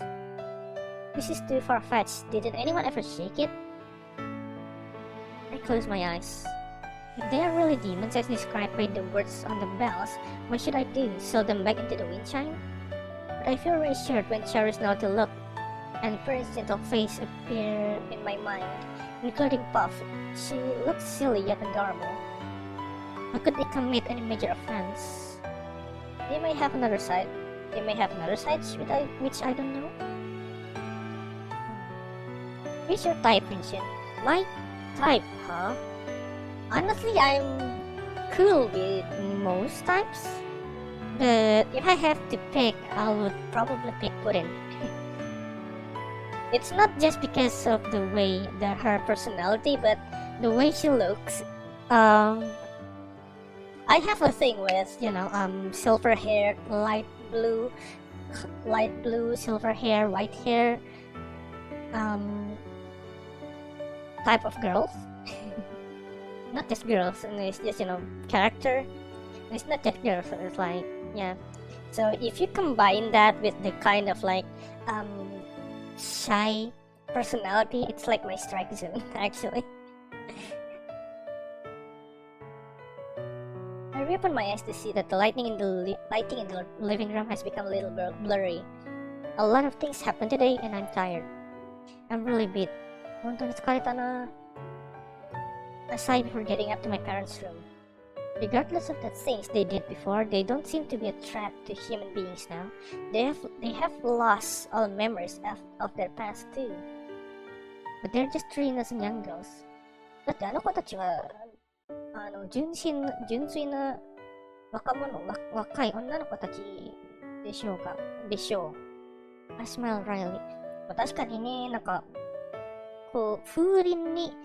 風鈴の中に閉じ込められるっていうあれもあるから、もしかしたら何かしたのかなっていう推測もできてるんだけど、今のところにそういう感じじゃないんだよね。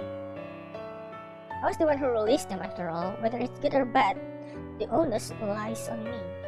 Onus, the responsibility, kana. If they really cause any trouble, I will have to put them back in the wind chime. Forget it, I will take one step at a time. まあいい。少しずつ考えよう。I entered the room only to notice the bed has piles of stuff on it. I have no room to lie down if I don't clear them. Shy girl, huh? I like that. Anzu, hello, selamat datang. 来てくださってありがとうございます。Oh, she and H.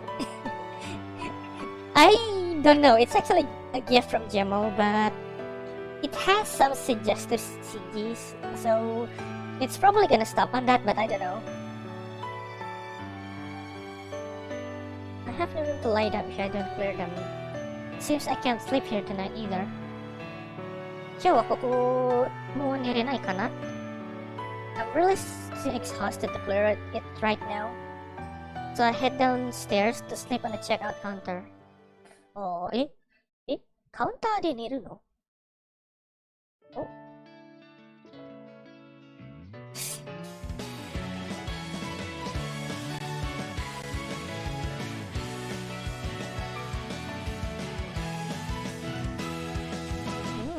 風が教えてくれたから駆け抜けてきたんだ、しるべのない道を新しい何か見つけたい、流行る気持ちがずっと胸を叩いてた。ジャムポイントは人と違うけどほどけそうなリボンをさぎゅっと締めたらきっと歩み合える、巡り会えた僕らはなんだって怖くはない、悩んだり迷ったり立ち止まるけど始まりはそうなぜだろう、傷つけ合うことばかり、すれ違ったこの手をそっと握ったのは紛れもない君だったね。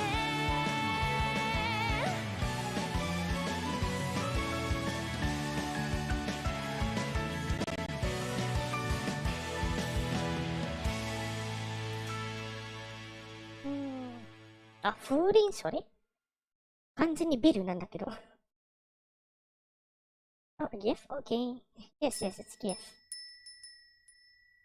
今のでチャプター1か。イントロチャプターだね、今のは完全に。まあ、だったら、チャプターどれぐらいあるんだろう。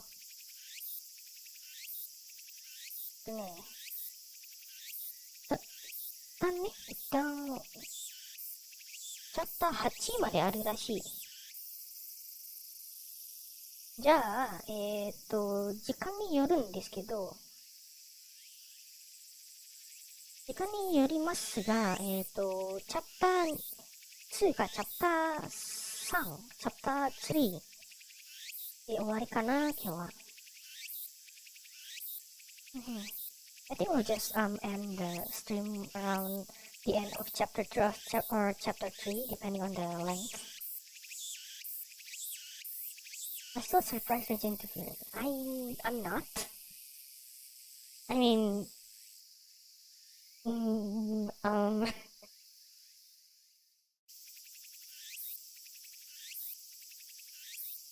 but yeah, I think I'll just leave it to you.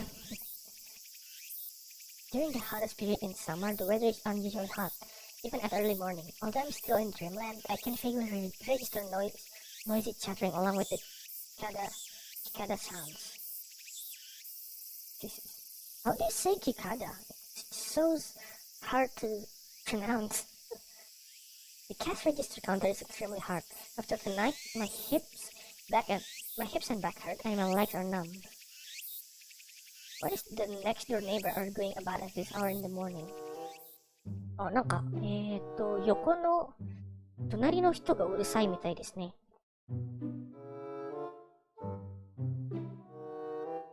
Upon listening carefully, the voices aren't from the next door, but from two girls. お隣さんじゃない。Girls? Why would they appear in my store? Customers? Oh right, 3 girls showed up by accident yesterday evening. I ended up sleeping on my counter. これ思ったらあれだよね。ちょっと変な状況だよね。3人の女の子が突然現れて、で、それのきっかけで、今、コンビニのカウンターで寝ることになるっていう。どういうこと？どういう状況？それ、どこで見つけたの？あっちの棚にいっぱいあるよ。いる？この子また勝手に撮ってるよ。ダメだよ。私たち、ここに居候させてもらってるのに。そんなビクビクすることないじゃない。食べちゃダメ。店長が怒るよ。お腹が減ってしょうがないんだもん。プリンはお腹空いてないの？そりゃ空いてるけど、こっそり食べるのは良くないよ。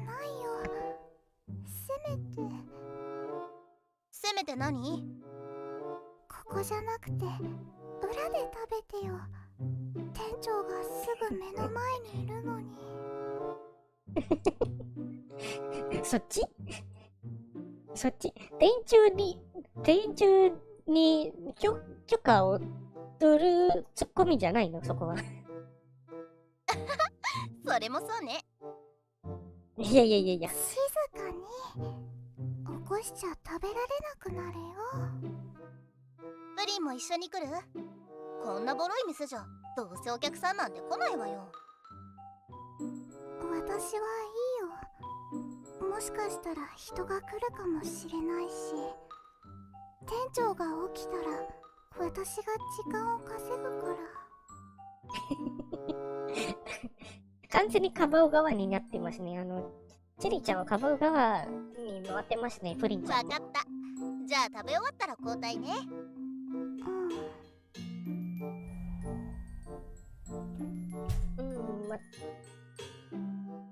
She's so careless. As I grumble softly. After some thought, I get up and pretend to stretch. おはようございます、店長。Good morning, Prin. You're up early. Prin. おはよう、プリンちゃん。朝早いね。チェリーとシュークリームは？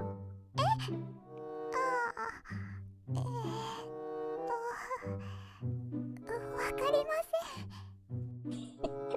隠し方下手。I'll look for them myself. Get ready. We're going to start work shortly. Let's do our best for the shop's first day today. 自分で探すよ。準備して、もうすぐ、仕事が始まるから。今日は、お店の初日なので頑張っていきましょう。全力で頑張っていきましょう。I stand up to pat my clothes before heading directly to the storage area.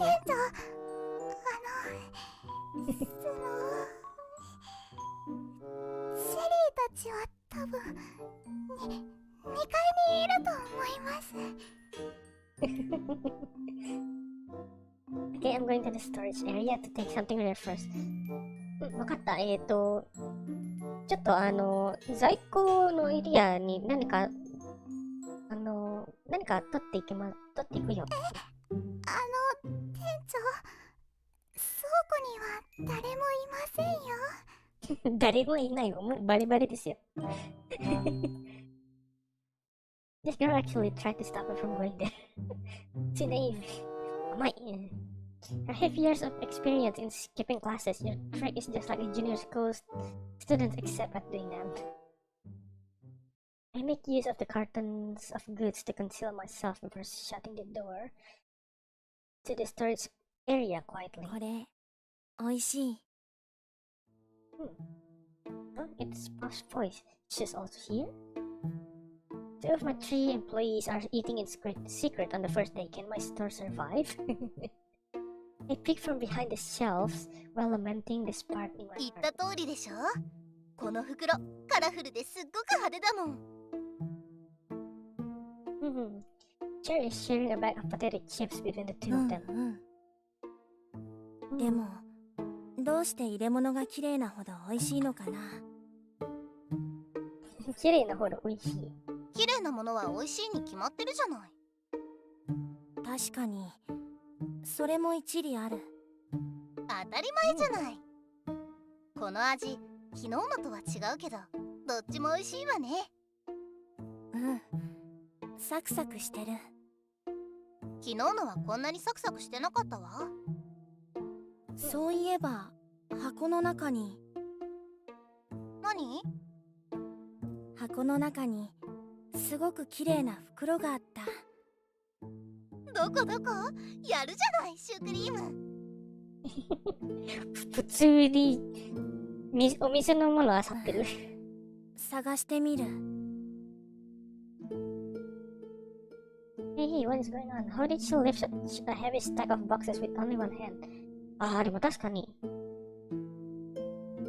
Puff is holding up a stack of boxes in one hand while rummaging through another box with her other 私も hand. 手伝うわ。あった。これ。あ、あれも美味しそう。じゃあ、それも一緒に出して。Looks like they might eat up everything in the storage area if I don't stop them. 何してるんだあ、立ちへ来ましたね。やっぱり男ですね、主人公は。何よ、びっくりするじゃない。Where did you get that thing on your hand? その手に持っているものはどこから取り出したのここから出した。素直だな。どこって一体何の話？同時に違う答えを言ってる。And then she changed もう looks. バカグマ、なんで言っちゃうのよ。違った I never percent laughter. Besides the one from the box, what about that one in your hand? 箱の中のもの以外は、その手に持ってるものはどここれはから私のよ。I won't take it from you. Just tell me where you got it. それはしないよ。それをどこから取ったのかだけ教えて。そこの棚から。取ってるんかい。Sherry's eyes are moving around as if she's coming up with another crooked お腹 idea. が減ったんだけど、豚みたいに寝てるあんたを起こしちゃ悪いと思って、これで我慢することにしたの。そう。私もお腹すいた。You're sure you are hungry and not greedy?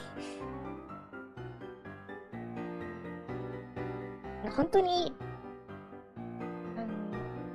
お腹空いてるだけで、強欲じゃなくて同じことでしょ？同じじゃないでしょ。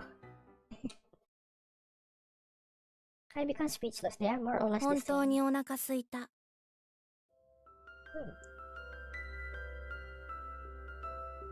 I know, but I'm worried if you go on like this, your pay at the end of the month might not even be able to cover the things you ate in secret to satisfy your food cravings. わかった？ただ、このままいくと、給料が、あなたたちの、食欲をカバーすることができないかもしれない。給料ってそんなに少ないの？悪徳経営者。誰が悪徳経営者だって。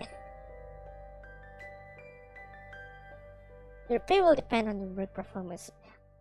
みんなの給料はみんなの、パフォーマンスによる。他の、職場も同じ。besides it's wrong to take anything in a shop without getting permission for. だいたい、店のものを勝手に取るのは間違ってる。I explain patiently as I'm teaching kids. それも一理ある。一理あるんかい？わかるんかい？ In future, just tell me if you want something. So long as it is reasonable, I would probably say yes. 今度何か欲しかったら言って。できるものだったら大体はイエスと答える。もう開けちゃったの。くれる？これも。Just take them.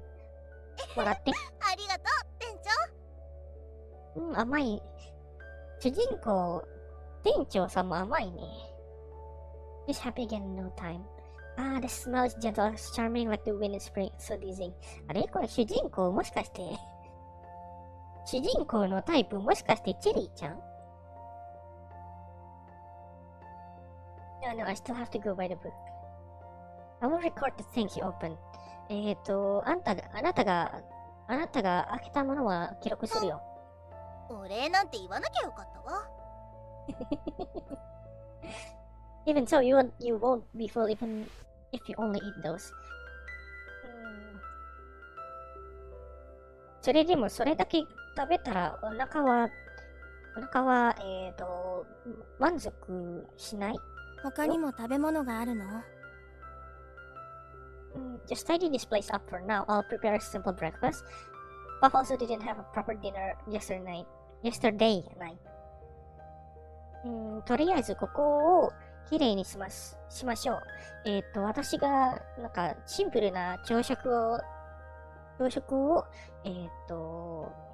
準備するよ。シュークリームは昨日はちゃんとした夜食を食べてなかったからね。朝ごはんはこれより美味しい？ Isn't that obvious how you're such a chowhound って何？当たり前でしょ。なら店長は寝ぼすけね。私たちがお腹ペコペコだって言うのに。Come on, if you suddenly showed up yesterday evening, which exhausted me so much, I didn't even have room to sleep upstairs. As a result, I have to spend the night at the checkout counter. I'm so tired now. Fine, go and help keep an eye on the store while you are done tidying up this place. わかった。ここ片付け終わったらプリンと、一緒に、お店の門番を手伝って。はーい。Puff can maybe to prepare a meal together. シュークリームは私と一緒に、朝食の準備を手伝って。ご飯を作るの？ご飯。Once you've washed the rice, put it into the electric rice cooker and press the switch at the side. 米を洗い終わったら、それをこの電子のライスクーカーに入れて、その横にあるスイッチを押して。I measured the suitable amount of rice for the rice cooker. Then I instruct Puff to wash it. Next, I take a slab of meat from the fridge and cut it into small pieces. Puff presses the switch on the rice cooker carefully. Yes, it will cook by itself. そう、それやったら自分、勝手に炊いてくれる。不思議。見たことないでしょ？ I answered with a smile as I bent down to take a basket of green vegetables from a shelf in the cabinet. 動いてるの？ Oh, Puff is still staring at the rice cooker. It won't be that fast. そんなに早くないよ。その赤い、ライトを見て。これはこれが動いてるっていうこと。ランプついてない。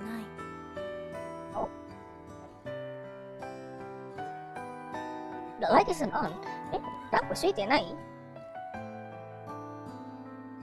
I turned to look at the rice cooker.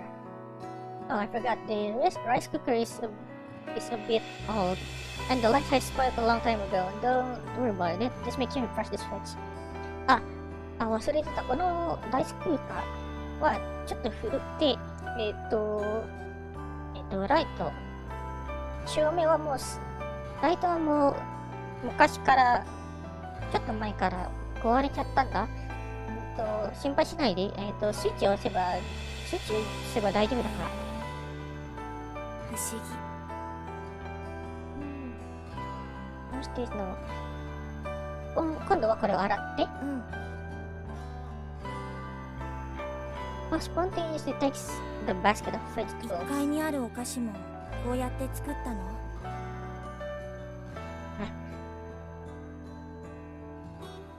それ用じゃないよ。あれは、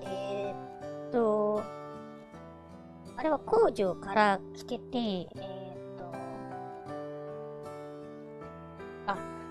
工場の説明をしてるんだね。なんかめちゃめちゃ変な音が鳴ってて、ずっとなんか水を出し続けるみたいな。すごい。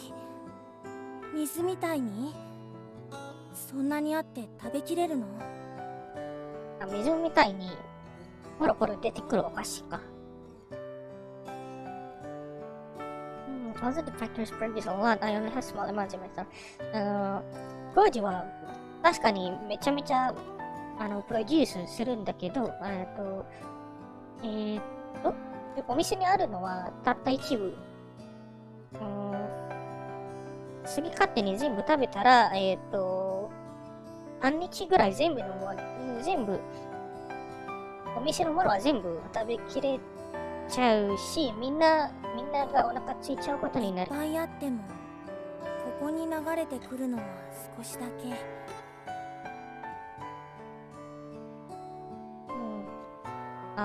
ソサエティ、なんだっけ、ソサエティなんだっけ。ソサエティに、許される、量はそれだけ。複雑。Shortly afterwards, Puff hands me the basket of clean vegetables. ありがとう、あとは任せて。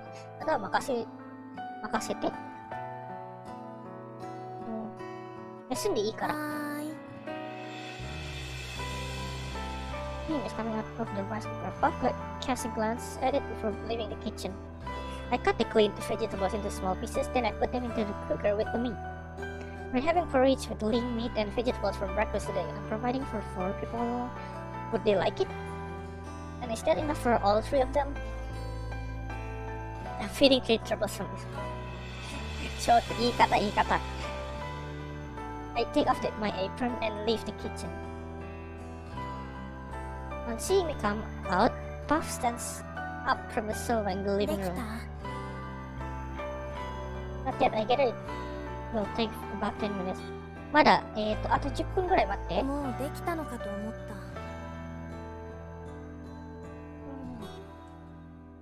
た。もうちょっと待ってて。Puff isn't as expressive as Prude or Cherry, making it difficult to guess what she's thinking. Maybe she's the shy お type. 店では何をしたらいい？店の手伝うか。手伝い。Puff suddenly opens her mouth after being quiet some time. Oh, I forgot he showed up late yesterday, so I didn't have time to arrange a job for you. 昨日遅れて召喚しちゃったから、あなたのための、君のためのお仕事をまだアレンジしてなかったね。ちょっと下に行って、君に何かしらのお仕事があるか探してみよう。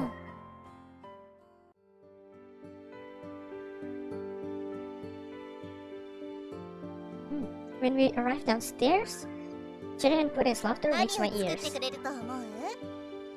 昨日と同じのじゃないかな。つまんない。他の料理はできないのかな？多分ね。店長って料理が得意そうには見えないもん。それもそうね。それに野菜ばっかりでお肉なんてちょっとしか入ってないし。You think I can work with noodles? They really look down on me. I still can't offer a lot of meat this time though. 違う。今日はヌードル、ラーメンじゃなくておかゆだよ。I interrupted お one 湯？ person. お肉いっぱい入ってるFancy asking for meat when the shop has just opened. Without income, we might not even be able to afford a vegetable for our next meal. 飯がまだ開けたてなのによく言うね。収入がないと、お野菜、次のご飯に、お野菜を買えるかどうかも怪しくなるよ。店長ってそんなに貧乏なんですか？ここにいてもいいことないかも。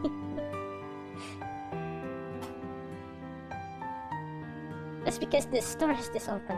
それはお店がまだ開けたばかりだからね。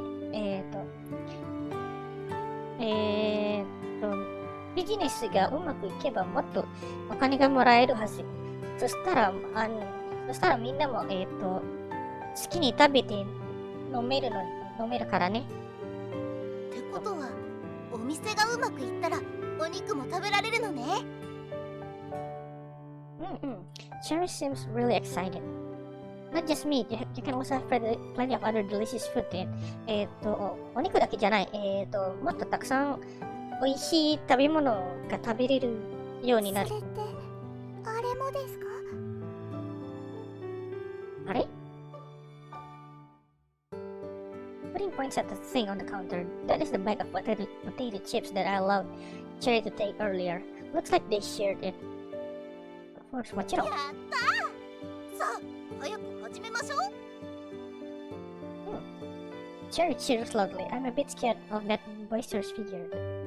So, hold on, you only need to receive customers normally. Don't ever do anything harmful. ちょっと、普通にお客さんの、対応をして、変な真似はよしてね。At this moment, a young man pushes the door open and enters the store. 大丈夫、大丈夫。任せといて。Cherry walks briskly towards the customer after saying it. いらっしゃいませ。Oh. The man is stunned as he looks at Pudding and Cherry for a while. Oh no, I have forgotten about the two girls' animal ears. I know the story behind them, but how would other people feel when they see those ears? でも確かにね、今まで気にしてなかったんだけど、主人公が。この3人、耳がついてるからね。獣耳がついてるからね。Luckily, the customer doesn't mind that much either. He goes over to the freezer and perused the items. He's probably looking for something he wants. アイスをお求めですか？こちらにいろんなアイスがありますよ。こんなに暑い日ですし、お一ついかがですか？おー、普通に進めている。The man turns around to see Cherry smiling brightly at him. His shoulders appear to be shaking. Then he heads towards the アイ exit. ス以外にもたくさんありますよ。冷たいドリンクも。Cherry follows him, keeping up the 行 self-twitch. かないで。何か買ってってくださいよ。From her posture, it seems she's about to stop that man from leaving. Oh no, it would be awful if she really does that. Kitty! I call out and hurry over to her. 何してるの? Cherry turns around to look at me before withdrawing her outstretched hands. Meanwhile, that customer looks embarrassed as he leaves my せっ store. かくお客さんが来たのに。ほら、何とかしないと行っちゃうよ。What you're doing will only scare them away. When I trust you to show customers around, you need some skill. Don't ever force them to buy anything. 今やったことは、お客さんは、追い払うよ。お客さんを案内するには、何かしらの、ちょっとしたスキルが必要。お客さんに、何か、強制的に何かを買わせるのは良くない。何も買う気がなさそうだったから、頑張って止めないと行っちゃうと思って。But he still left without buying anything. 結局何も買わずに行っちゃったんだよね。Cherry didn't say anything. She lowers her head and clutches the hem of her uniform. Don't do that again, otherwise customers could feel embarrassed. Try being a little more spontaneous. お客さんが恥ずかしがるから、今のは二度としないように。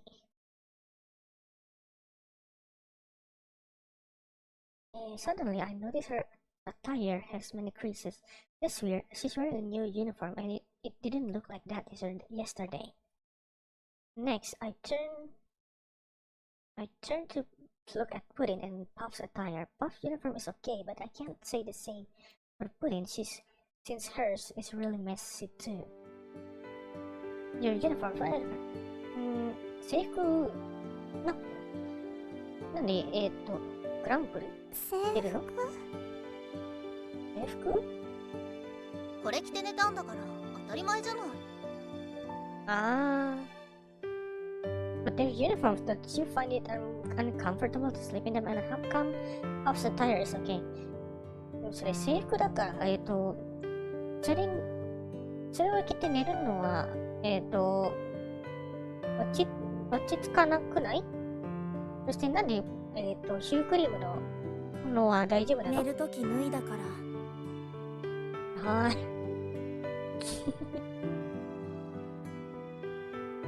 この服以外に着るものがないですから。着るものがない。Oh, okay, I forgot one. あ、そうだ、それ忘れてた。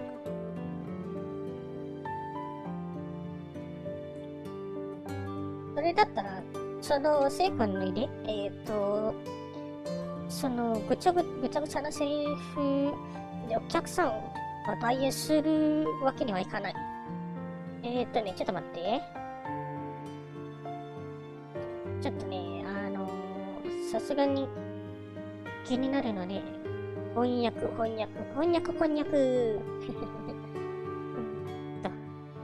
ランポ。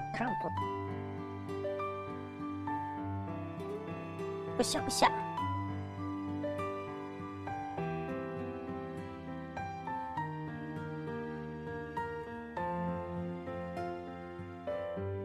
着替えるって言っても何を着れば。Earlier, I hung the rest of the uniforms outside the bathroom window to sun them, and they should be dry by now. Change it to one of those. I'll iron yours shortly. さっき、残りの制服を、干したから、今頃はもう、もうドライのはず。それに加えて、みんなの分は、今すぐ、アイアンするから。次に寝るときは何を着ればいいの？着なくていいじゃない。あんたじゃあるまいし。You can wear nightwear, パジャマ着れば、I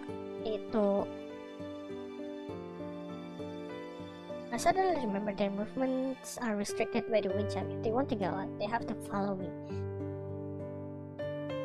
I'll buy them for you. 買ってあげるよ。But my store has just opened. I don't want to close it in less than half an hour on the 一 first 人 day. でちゃんと買えるんでしょうね。店長のセンスは信用できないかもですね。店長の服もダサいし。Maybe my dress is that low? わかった。何かいいアイディアある？ I lost some confidence in my choice of clothes after hearing those words. Besides, I don't think it's a good idea to leave them alone in the store. If they get into a dispute with customers, it could give them problems.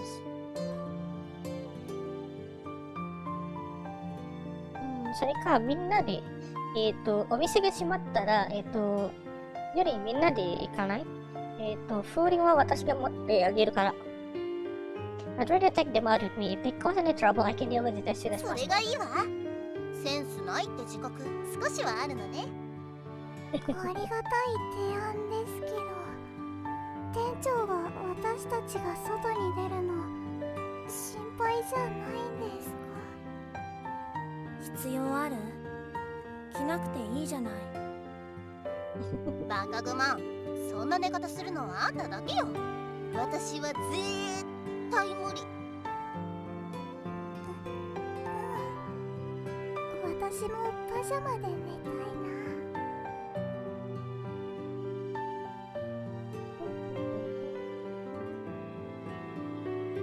ついてこい。ついてきて。風鈴は、私たちが、剥がれちゃったとしても、こっちの、私のところまで、ワープしてくれるから。わかりました。店長にお任せします。はいはい。どうせ風鈴についていくしかないんだから。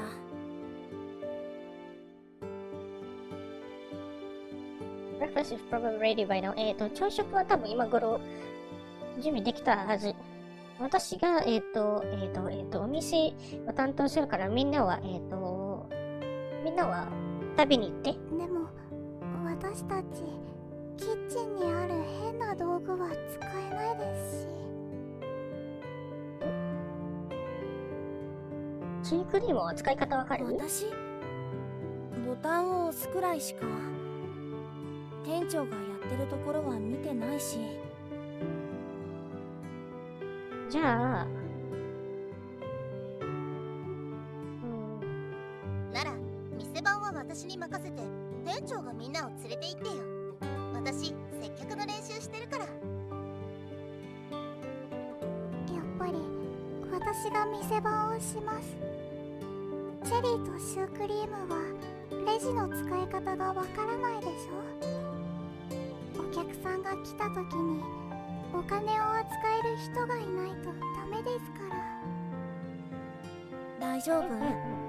プリンはまだ何も食べてないのに。大丈夫。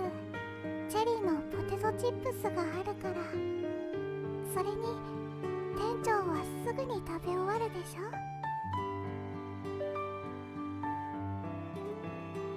わかった。お店のメニュー見てくれてありがとう。朝食食べ終わったらすぐ、交代するよ。Officer, follow me to the kitchen on the second floor. I turn off the electric rice cooker, fill several bowls with porridge, and put them on the table. Next, the three of us sit around the 買い物す table. る人いなさそうね。Don't worry, we just started our business. A lot of folks still don't know about our store. We can expect more people later on. 大丈夫。ビジネスは始めたばかりだから、まだ知らない、店のことまで知らない人もいっぱいなので、後でまだ人が増えるかもしれない。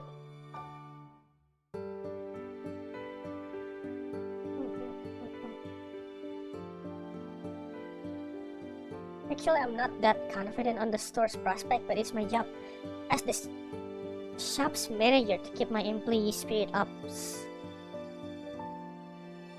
I still haven't decided on a job for Puff. Cherry, any ideas? シュークリームの、お仕事はまだ決まってない。チェリーなんかアイディアある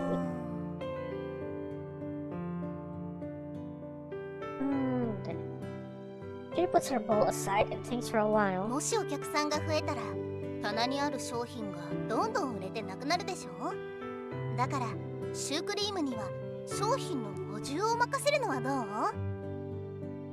？Oh, a good idea, but this shop can be tight. いいアイディア、いい提案なんだけど、このお仕事だと、商品をストレージからシェルフまで持ち運ばなきゃいけないから結構疲れると思うよ。私力はあるからそういうことなら任せて。Indeed, you're real so. そういう強かったみたいですね。So looked at the stack of boxes with hand this morning. 商品の配置はそんなに詳しくない。任せて、私が教えてあげる。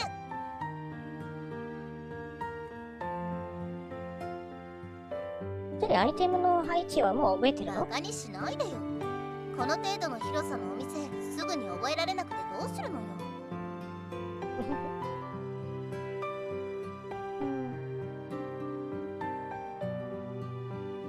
後で後でそれのことを調査しもますよ。ちろんいいわよ。調査うん。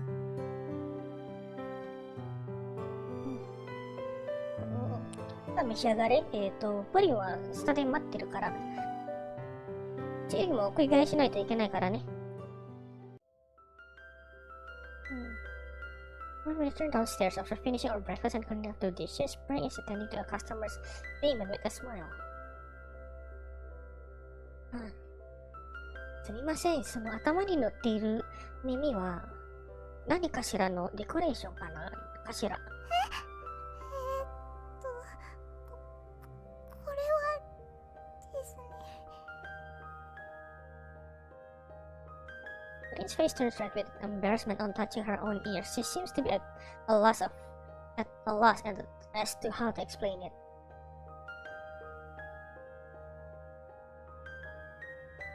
これは当店の、特別仕様ですよ。ほら、みんな、他のアシスタントたちも、こんな耳をしていますよ。I quickly have Prin by pointing to off and chair behind me. わあ、かわいい。写真撮らせてもらってもいいですか？写真ですか？いいわよ。She goes over with a bright smile. ありがとう。Customer is delighted on seeing Cherry approach her willingly. She holds up her cell phone to take a selfie with Cherry. 私たちに会いたかったら、またいつでもお店に来てね。おー、ちゃんと商売してる。ありがとう、ありがとう。また来てくるよ。Very quickly packs the customer purchase goods while she's taking photos of herself with Cherry. 毎度ありがとうございます。The customer leaves the shop and satisfies it. 回ってない口が。She turns around to wave at us from time to time. Well done, Cherry. Full marks for you this time. すごいでしょ？シェリーと店長がいなかったらおしまいでした。Don't worry, the customer was just curious. She had no bad intentions. この耳、お店のセールスポイントになるの？ The sales point. Seems to be a nice feature. We can say this if other people ask in the future. いい考えだと思います。そうするしかなさそう。How many items were sold just now? Sure, 2人 jumpy. お客さんがいらっしゃいました。詳細も報告しますか？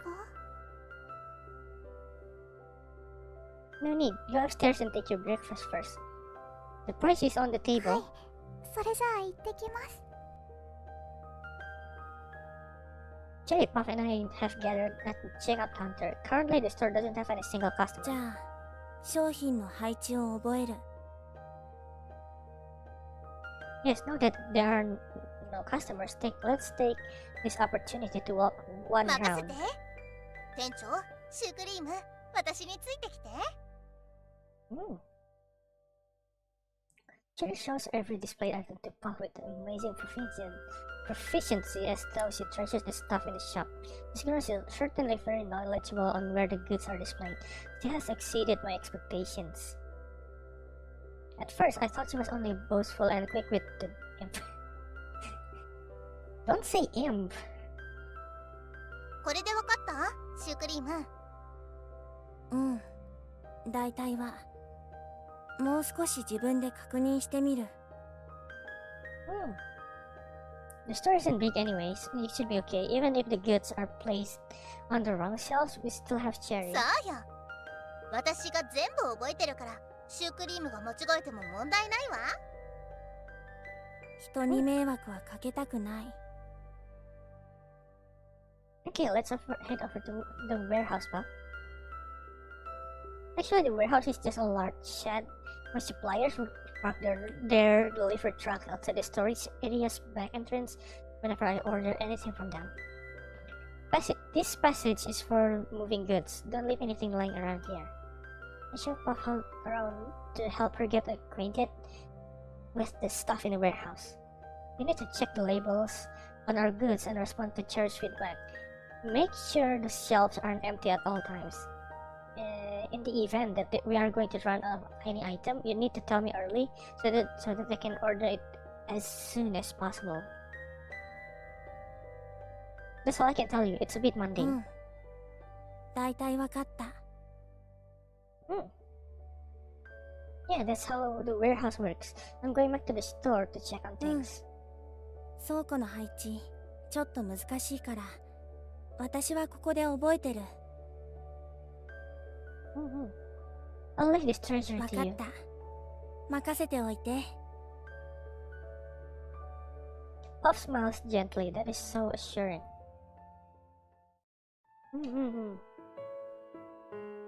Even though it's already dusk, the summer sun is still so intense. Luckily, the store's air conditioner is a new one.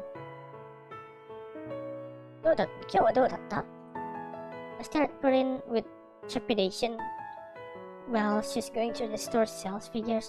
Hopefully, we can determine our opening day revenue soon. 47点のお買い上げで、売り上げは 318.07 元です。元。でもそっか、これ、中国産のゲームだから、元じゃなくて元になってるんだ。そのうちの20点は私が勧めて買わせたのよ。Carol also leans it close to us. Alright. 店長、浮かない表情ですね。やっぱりあまり良くないんでしょうか。あくびしちゃった。Don't worry, things will get better. Our performance was a bit miserable on the first day. On the other hand, haste makes waste. We still have a long way to go because it's not as if we are only running the shop for one day. I can only console myself with this thought. Lock the front doors and clean the shop. I'm going to make dinner. Let's go out together when we have tidied the place and eaten our meal.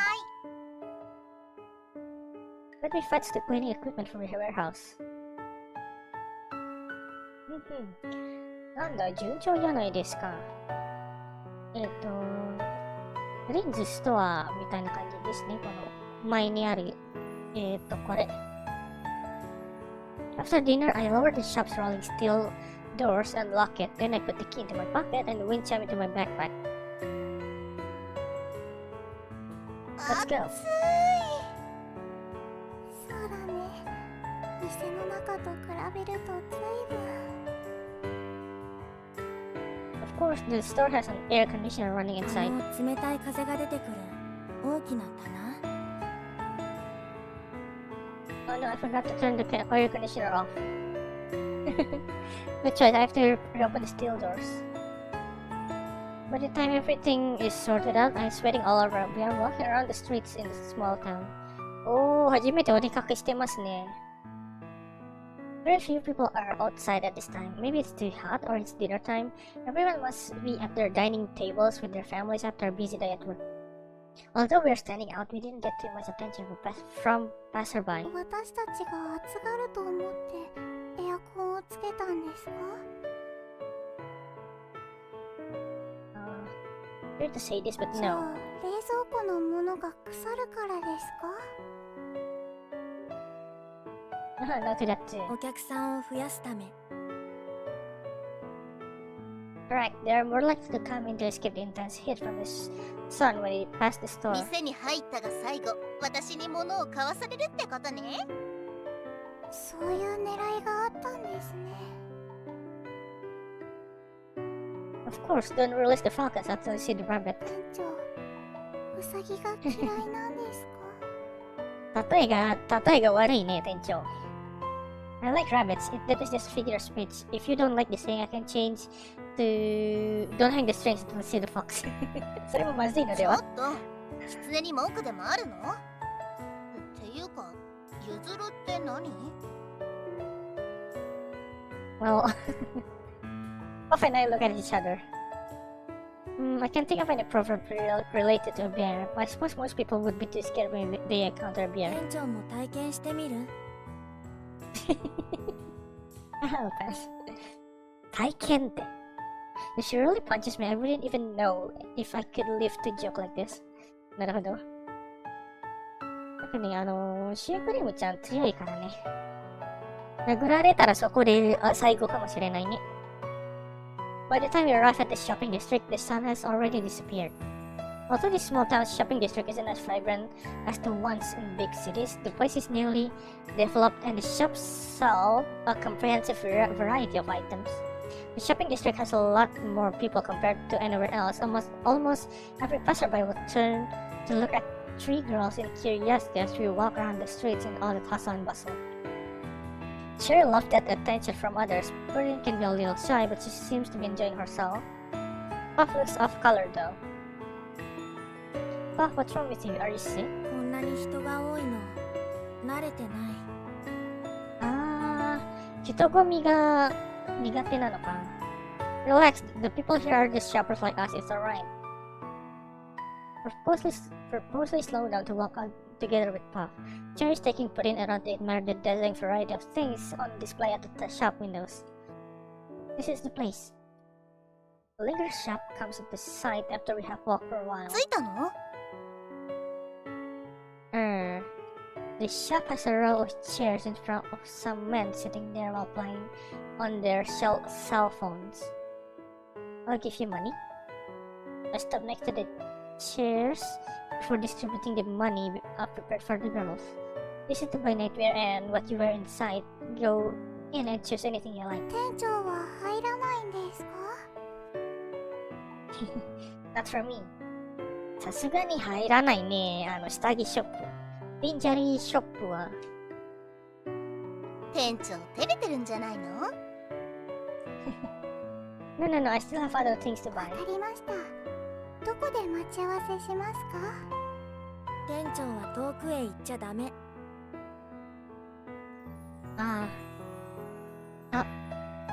Oh, hold on, I almost forgot. The wind chime won't allow them to go beyond a certain そうよ。 distance. 私たちは店長から離れられないんだから。コンビニの敷地くらいの範囲しか離れられないんですよね。店長も一緒に入ろう。そうだね。コンビニがちっちゃい、本当にちっちゃいのであれば、そんなに広くないのか。めっちゃ嫌がってる。No, I'll just sit at the entrance and wait for you. I pointed at a bunch of workmen seated on the row of こ chairs. のぐらいの距離なら大丈夫なんでしょうか？ I guess it should be okay. 何か問題が起きたらちゃんと責任取れるんでしょうね。それはI wipe my sweat. If they suddenly drop down from above, how am I going to explain to この passerby? 入り口のガラスにくっついてれば問題ないんじゃない？くっつく。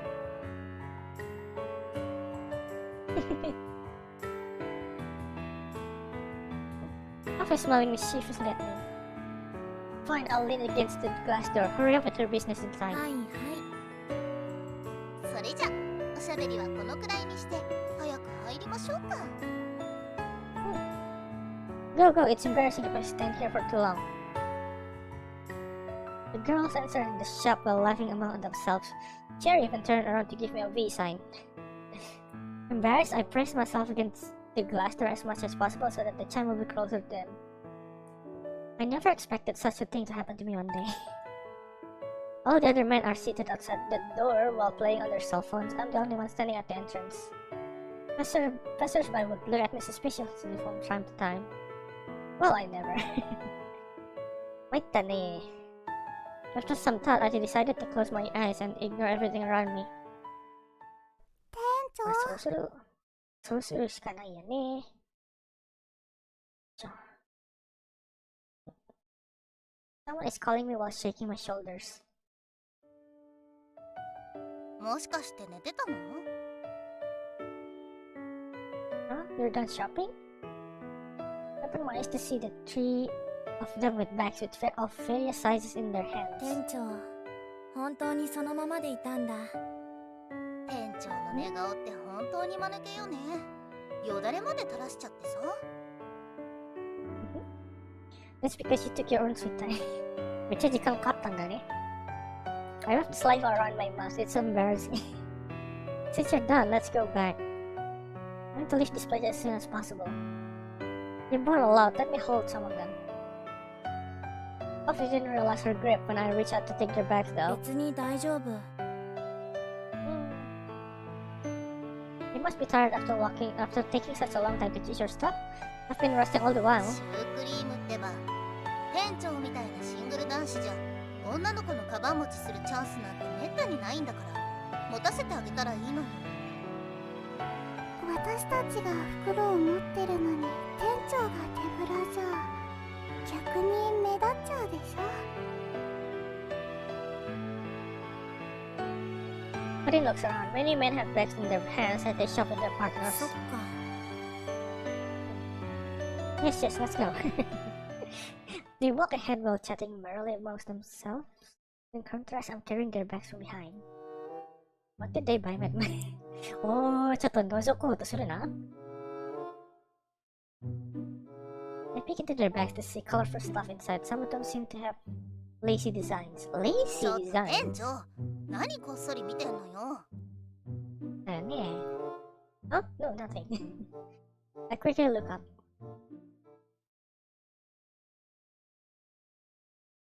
Steps woke me up this morning. When I opened the door, Puff and Cherry are pacing around in the living room. They've changed into the nightwear they bought yesterday. I must say, they are very pleasing to the eye. Oh, pajama sugata desu ne. They are special in their own way and set them well. 何ジロジロ見てんのよ。 Seems the long wait yesterday is worth it. I'm not. Oh no, the nightwear are too stunning. ずっと見てたくせに。主人公なんか、No, anyway, what are you two doing here? Where's プリ Pudding? ンはトイレに行ってるわ。私たちもトイレに行きたい。Oh. The entire building only has one bathroom and Pudding is already in there. No wonder they are pacing about so much. Unfortunately, the anxiety have reminded me that I need to go there too. How long has Pudding been in もう there? 1時間よ。 1時間? Can you knock on the door or 店 serve 長が言ってよ。 Yeah. I'm a man, it's not right for me to do that, you know? じゃあなんでずっとここに立ってるの？ Puff glares at me. Alright, I'm backing off. Just hurry and get her out. まあ、店長、主人公男だしな。そういう、まあ、定番な展開はあるでしょう。そういう感じの。I have no choice but to return to my room in my embarrassment. プリン、早く。プリン私が起きてからずっと中にいるじゃない。もう8362歩も歩いたのにまだ中にいるの？尻尾がはげちゃうわよ。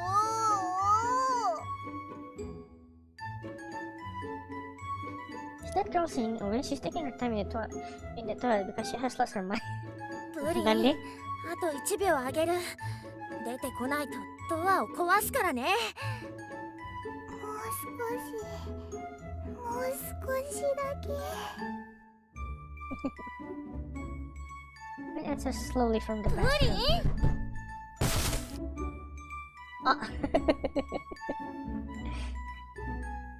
A loud noise suddenly reaches my ears. On rushing out of my room to see what happened, I realize Puff has bashed the door off its hinges. The entire door is lying on the floor. Wood chips are flying everywhere.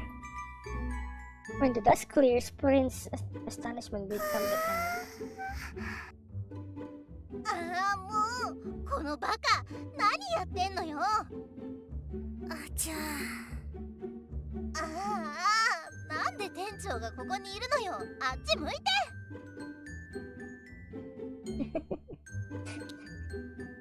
これはあかんですな。Cherry rushes over to cover my eyes. I can feel my head being turned forcefully around. No, you're breaking my neck. I'll do it myself. I cover my eyes with my hands and turn around. I fight hope. Now that I have... Oh, 店長?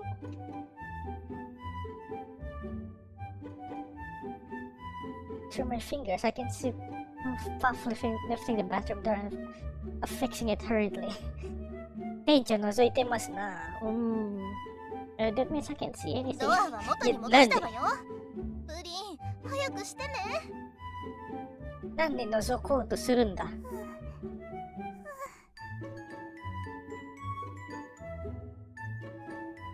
Meanwhile, the damaged door slides down bit by bit as if it is hurt emotionally.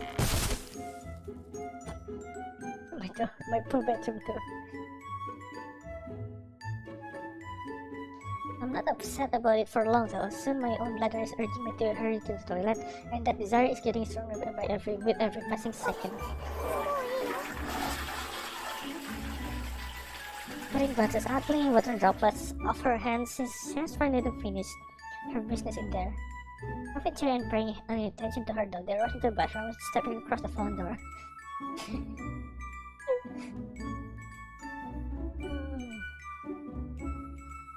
バカキツネ、早くしてよ。すぐ終わるから店長どっかへやってよ。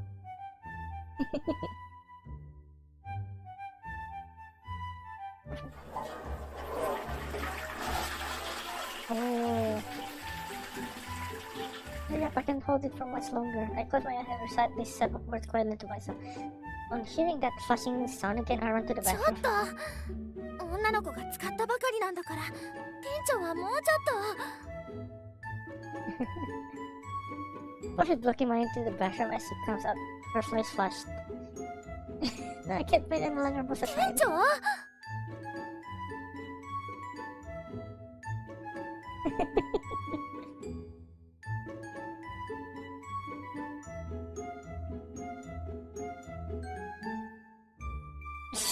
長覗かれてるし。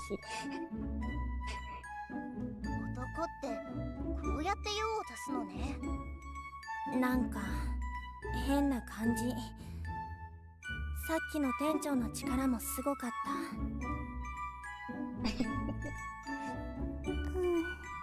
確かに変ですね。なんか臭いわ。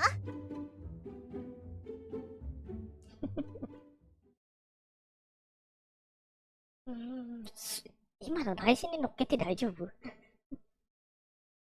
Embarrassing. Rusty days were waiting for me. Cherry has already changed her clothes. Now she's waiting for me at the living room. Although I'm in low spirits, she approaches me the minute I step out of the 道理で bedroom. 店長がトイレを使った後は臭いわけね。Who doesn't fold the toilet on using it? Where are the プ two of リ them? ンは開店準備中。私は後でシュークリームと一緒に降りようと思って。Okay, I'll join you in a 店 little 長は while. ここにいていいわよ。私たちと見た目が違うんだからお店のイメージが壊れちゃうじゃない。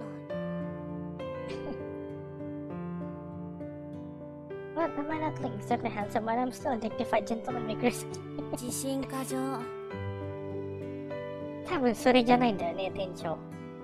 店長はもっと鏡を見た方がいいんじゃない？はいはい。店長をからかうのはこの辺にして。もう行こう。The two of them head downstairs gleefully, leaving me more differences.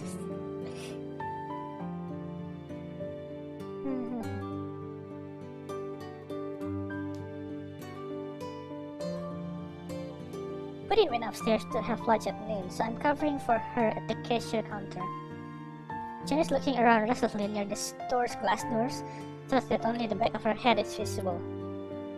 There are no customers in the shop right now, but I can see the hustle and bustle outside when I follow her line of sight.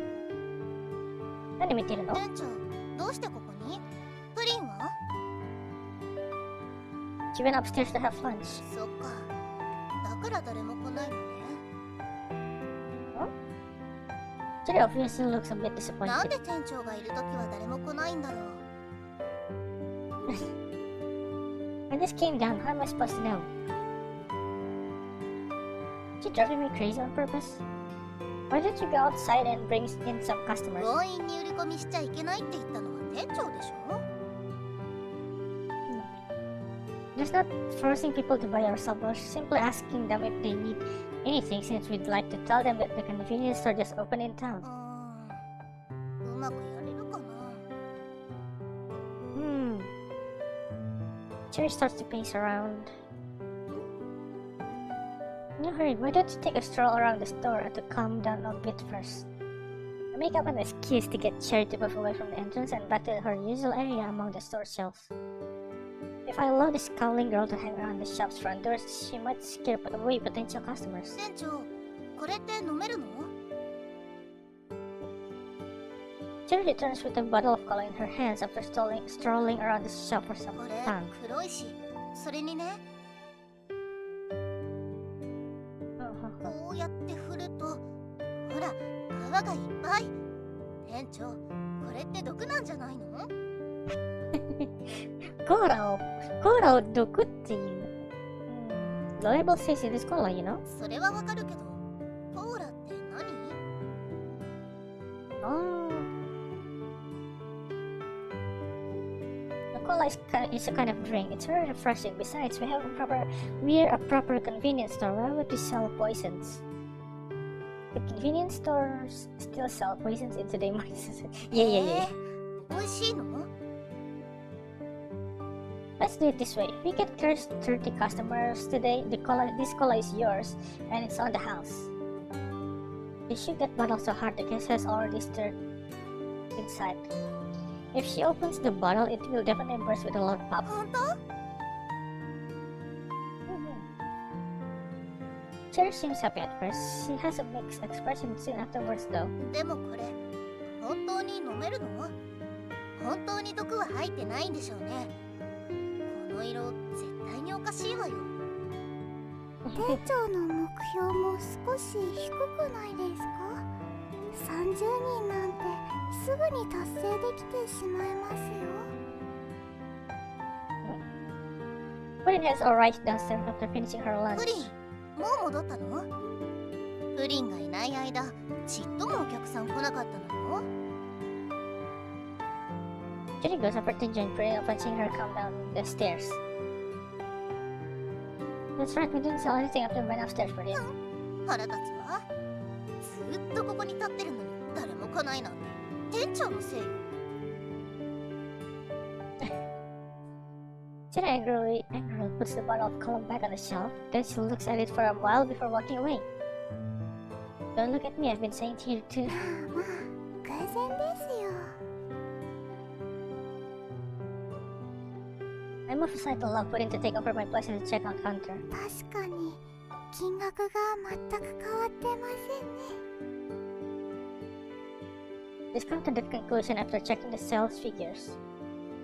It's noontime, perhaps everyone is looking for places to eat instead. とにかく絶対にコーラを手に入れてやるんだから店長は邪魔しないでよね。Chitty's head pops out from one side of a shelf. Fine, I'll go upstairs shortly. You are so troublesome. チェリーは素直すぎると思いますけど、あれで悪気はないんですよ。Okay, I'll leave it to you then. はい。ではまた後ほど。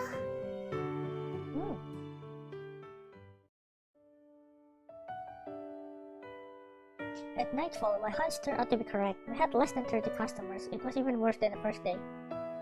By the time the four of us finished cleaning the store, it was almost 8:10 p.m. I called Cherry, Pudding, and Puff together.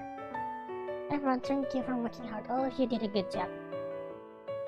Our shop has just opened for the second day. Business isn't really up to our expectations, but there's a saying where everything is hard at first. So long as we persevere, things should improve. I seem to be comforting myself instead of 3 glass before me though. Anyway, running a convenience store is harder than I imagined. みんなほとんど見向きもしてくれなかった。店長がいなくなれば来てくれると思ったのに。Cherry is kind of upset. She's looking bitter at the cola on the shelf. Everyone was tired after working one whole day. Let's give ourselves a treat for all that hard work.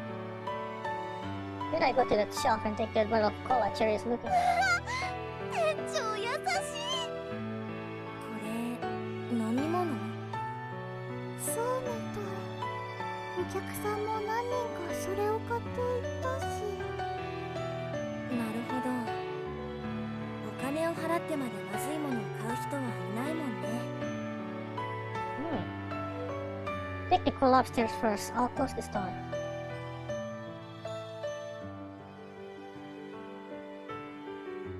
Everything's gonna be alright. I sighed while looking around the dessert store. 店長遅いわよ。Coming. Three faces are waiting eagerly for me when I reach the second floor. Next, I fetch some glasses from a cabinet while answering them. We can start shortly. As I fetch the glasses, I wonder if that bottle of cola would still pop loudly after leaving it to stand for a long while. 遅い遅い。先に開けるわよ。Wait a second. 残念。I should have tricked her into checking the bottle before opening 何 it. が惜しいの？惜しいんだ。Maybe it's just a slip of the tongue.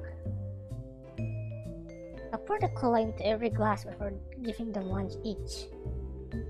Cherry is the first to bring the drink to her lips. She takes a sip before leaning back, closing her eyes, and downing the entire glass of cola. How is it? 甘くて結構キャプ美味しいわ。Kappa. 今のは何？どうしたの？ Often put it and looking at me in surprise. これはゲップを出させる薬なんですか？ When she fills her glass to observe that black liquid in the transparent drinking vessel. The bubbles in the cola ascend slowly, then they pop and disappear softly after reaching the surface. Drink it slowly like me and you won't hiccup. I take a sip to demonstrate. 変なの。でも甘くて美味しい。飲むと喉がスースーするみたい。少し辛みもありますね。泡が口の中で爆発してるみたい。Putting and puff raised their glasses and imitate the way I 飲 drink む it. と後味が残ってまた飲みたくなるわね。止まらなくなりそう。コーラの評判が良くてよかったね。Cherry pours another glass. Yes, you can't stop wanting to take it. This is the most popular beverage in human history. そんなに人気のあるものがこんなに簡単に手に入るんですか？ Yes, otherwise how could they become popular? 前に店長が言ってた。店にある商品は工場でどんどん作られているって。これもそうなの？ Of course, humans drink hundreds to millions of beverages like this every day. そんなになんだか恐ろしいです。ちょっと待ってますね、それは。Indeed, that number can be おまけ scary. にみんなが夢中になるなんてやっぱり毒なんじゃないの？ Take things in moderation. Drinking too much of it certainly won't do your health any こ favors. のグラス一杯だけならどうですか？ But it looks apprehensive after hearing what I said. That's fine, you won't develop any problems even if you drink the whole bottle. じゃあどうしてチェリーはああなったの？ Off looks at Cherry, who is still having the hiccups. She drank too fast, but she'll be fine after a while, don't worry. なるほど。バカキツネってことね。急いでなんかないわ。美味しかったからつい全部飲んじゃっただけよ。You thought it was poison at first, didn't you? 毒だと思ってたけど意外と美味しかったんだもん。見た目はこんなにひどいのに。This way can't judge people based on appearances. Take me for yourself. いやいやいやいや、そっちに持ってくな。ようやく格好悪いって認めたの？やっと現実が見えたんだ。ならこれを飲んだ甲斐があったじゃない。店長に乾杯しましょうか。乾杯。総攻撃食らったんだけど、この主人公。乾杯。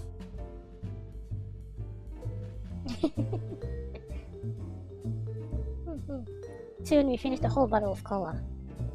We're burping and laughing with each other. We only drank cola, but we are so uninhibited, it feels as though we have taken an alcoholic beverage instead. Tomorrow, let's have breakfast and start work together. 店長まだゲップしてる。Let me catch my breath. I take several deep breaths. It's pretty late now. Tomorrow 8:30 a.m. Let's have breakfast together before we open the store. And then we'll close the store for a while and get some rest. We hardly get any customers during that time. わかった。店長がそう言うなら私も異議なしです。ギュッオープン早々サボりだなんてね。Not really. Brain has been eating by herself over the last 2 days, which is very unfair to her. Since we live together, we should eat together. 私は気にしてませんけど、でもありがとうございます店長。結構いろいろ考えてるんだ。そうね、そうしましょう。Then it's settled. All of you have done well today. Sleep early. はい、おやすみなさい。Cherry stands up and stretches herself. それじゃあ店長、おやすみなさい。おやすみなさい。よーし、歯磨きしに行くわよ。一番遅い人が片付け担当ね。待って、チェリー。 After some noisy footsteps, I'm the only one left in the living room. They're so big, they probably aren't tired at all. I take the glasses to the sink to wash them. I guess it's good that they are energetic. 普通に暮らしてますね。ここでチャプター2完結ですね。じゃあどうしようか。でも3時間になったから。そうだね。オプション。セーブってできるのかなこれ。クイックセーブじゃなくて、ロード&セーブ。ここに目印をつけますね。というわけで、まだまだね、全然、まだ全然先があると思いますが、さすがに今日はここまでにしましょう。じゃない、どこかへお出かけですか？フラフィーストアへようこそ。よいしょ。はい、というわけで、そうですね、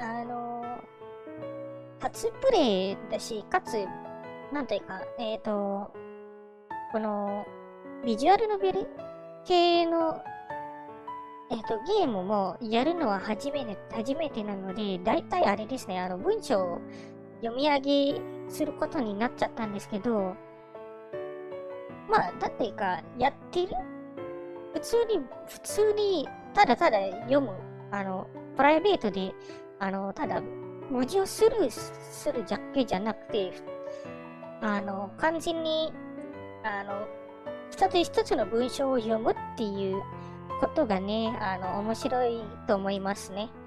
で、かつ、このゲーム、このフラフィストアのストーリー自体も面白いから、まあ、続きをやるかどうかはまだわからないんですけど、まあ、とりあえず今日はここまでにするかなって感じですね。Okay, so, it's honestly my first time doing the whole, reading out visual novel stream thing, and honestly, it's actually a new experience because, reading out, it's not just simply reading sentences, but you do read it out, and it's a new experience, because that's the only thing you do. That's the only thing I do. not just and not moving around with like and slashing things like playing an RPG or something like that. But the review for the game itself, it's actually, it's this kind of like really bright, cheery, not what do you say it? It doesn't make you feel uncomfortable. It's lighthearted, and it's really easy to consume. So honestly, I don't know if I'm going to do the rest of the game on stream, but yeah, in the time being, let's stop the game here, and yeah, I think I'm going to do some stuff later on, so I need to end the stream anyway. じゃあ、ということで、今回の配信はここまでにして、皆さんの名前に呼びしますね。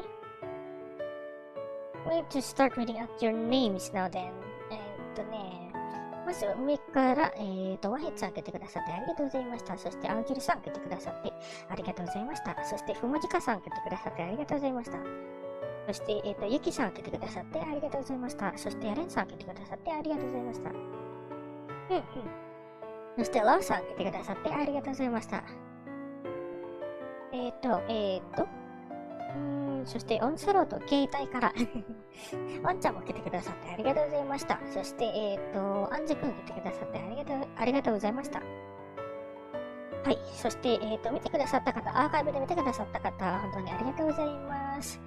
というわけで、フラッフィーストアでした。皆さん本当にお疲れ様でした。今日の配信はこれにてお開きです。ご視聴していただきありがとうございました。また次の配信でお会いしましょう。疲れた。でも今日はお疲れ様でした。噛んでなかったからいいとしましょう。本当にお疲れ様でした。バイバーイ。